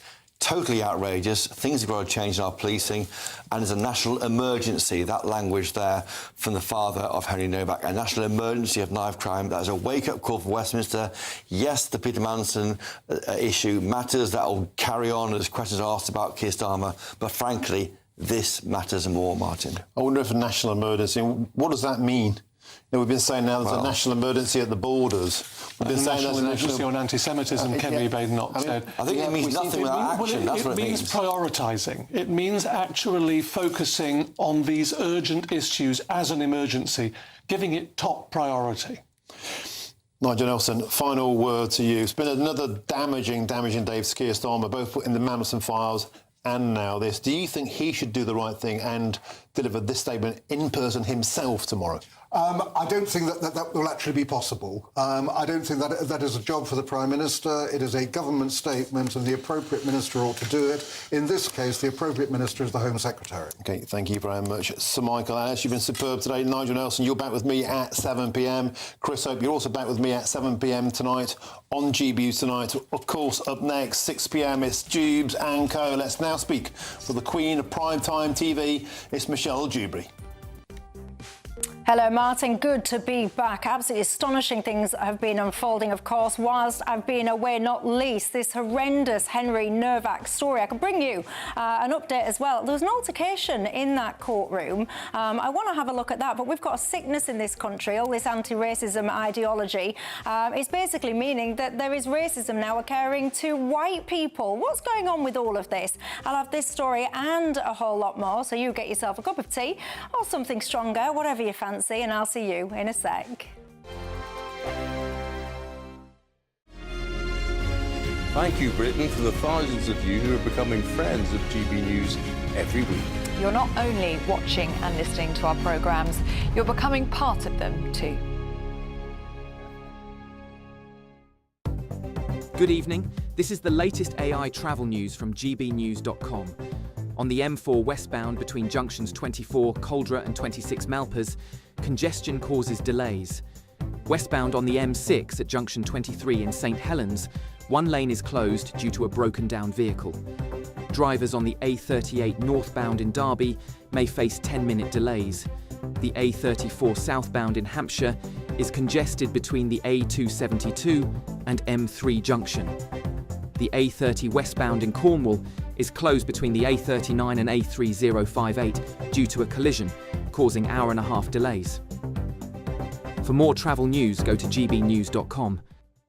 There's a totally tax-free £76,543.21 in cash to be won. Cash to spend on anything you like. That's like having over £6,000 extra to spend each month for a whole year. You could spend it on a bucket list holiday, treats for all of the family, or just save it for a rainy day. For a chance to win, text cash to 63225. One entry costs £2.50 plus one standard network rate message. Or text bonus to 63225. 5. 5 entries cost £5 plus 1 standard network rate message. Go to gbnews.com/win. Entries start at £2.50. Call 0903 686 3232. Calls cost £2.50 plus your network access charge. Or post your name and number to GB21 PO Box 8690 Derby DE1 9TT. UK only. Entrance must be 18 or over. Lines close at 4 p.m. on the 26th of June. This is a network giveaway. Entries will be pulled. Please check the closing time if listening or watching on demand. I've been in Westminster for a long time, but I know that though power may be here, its effect on people's lives is across the whole of the country. We may be where rules are made, but it's where they're implemented that matters. Join me, Jacob Rees-Mogg, for forthright and frank discussion on where Britain has come from, where it's going, and where it will end up. That's State of the Nation, Monday to Thursday, 8 to 9 o'clock.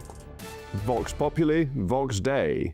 Bold. They are under no illusion. Ray. Are you a human trafficker? Boundless. I've had enough of the nonsense, and I'm not afraid to say it. Don't get this on the BBC. Every weeknight, I tear through the headlines. The smell of gasoline. Should we be worried about it? From Westminster madness to cultural war chaos. What I'm going to do now, they are throwing things out the car as we speak. Get ready, Britain. Here we go.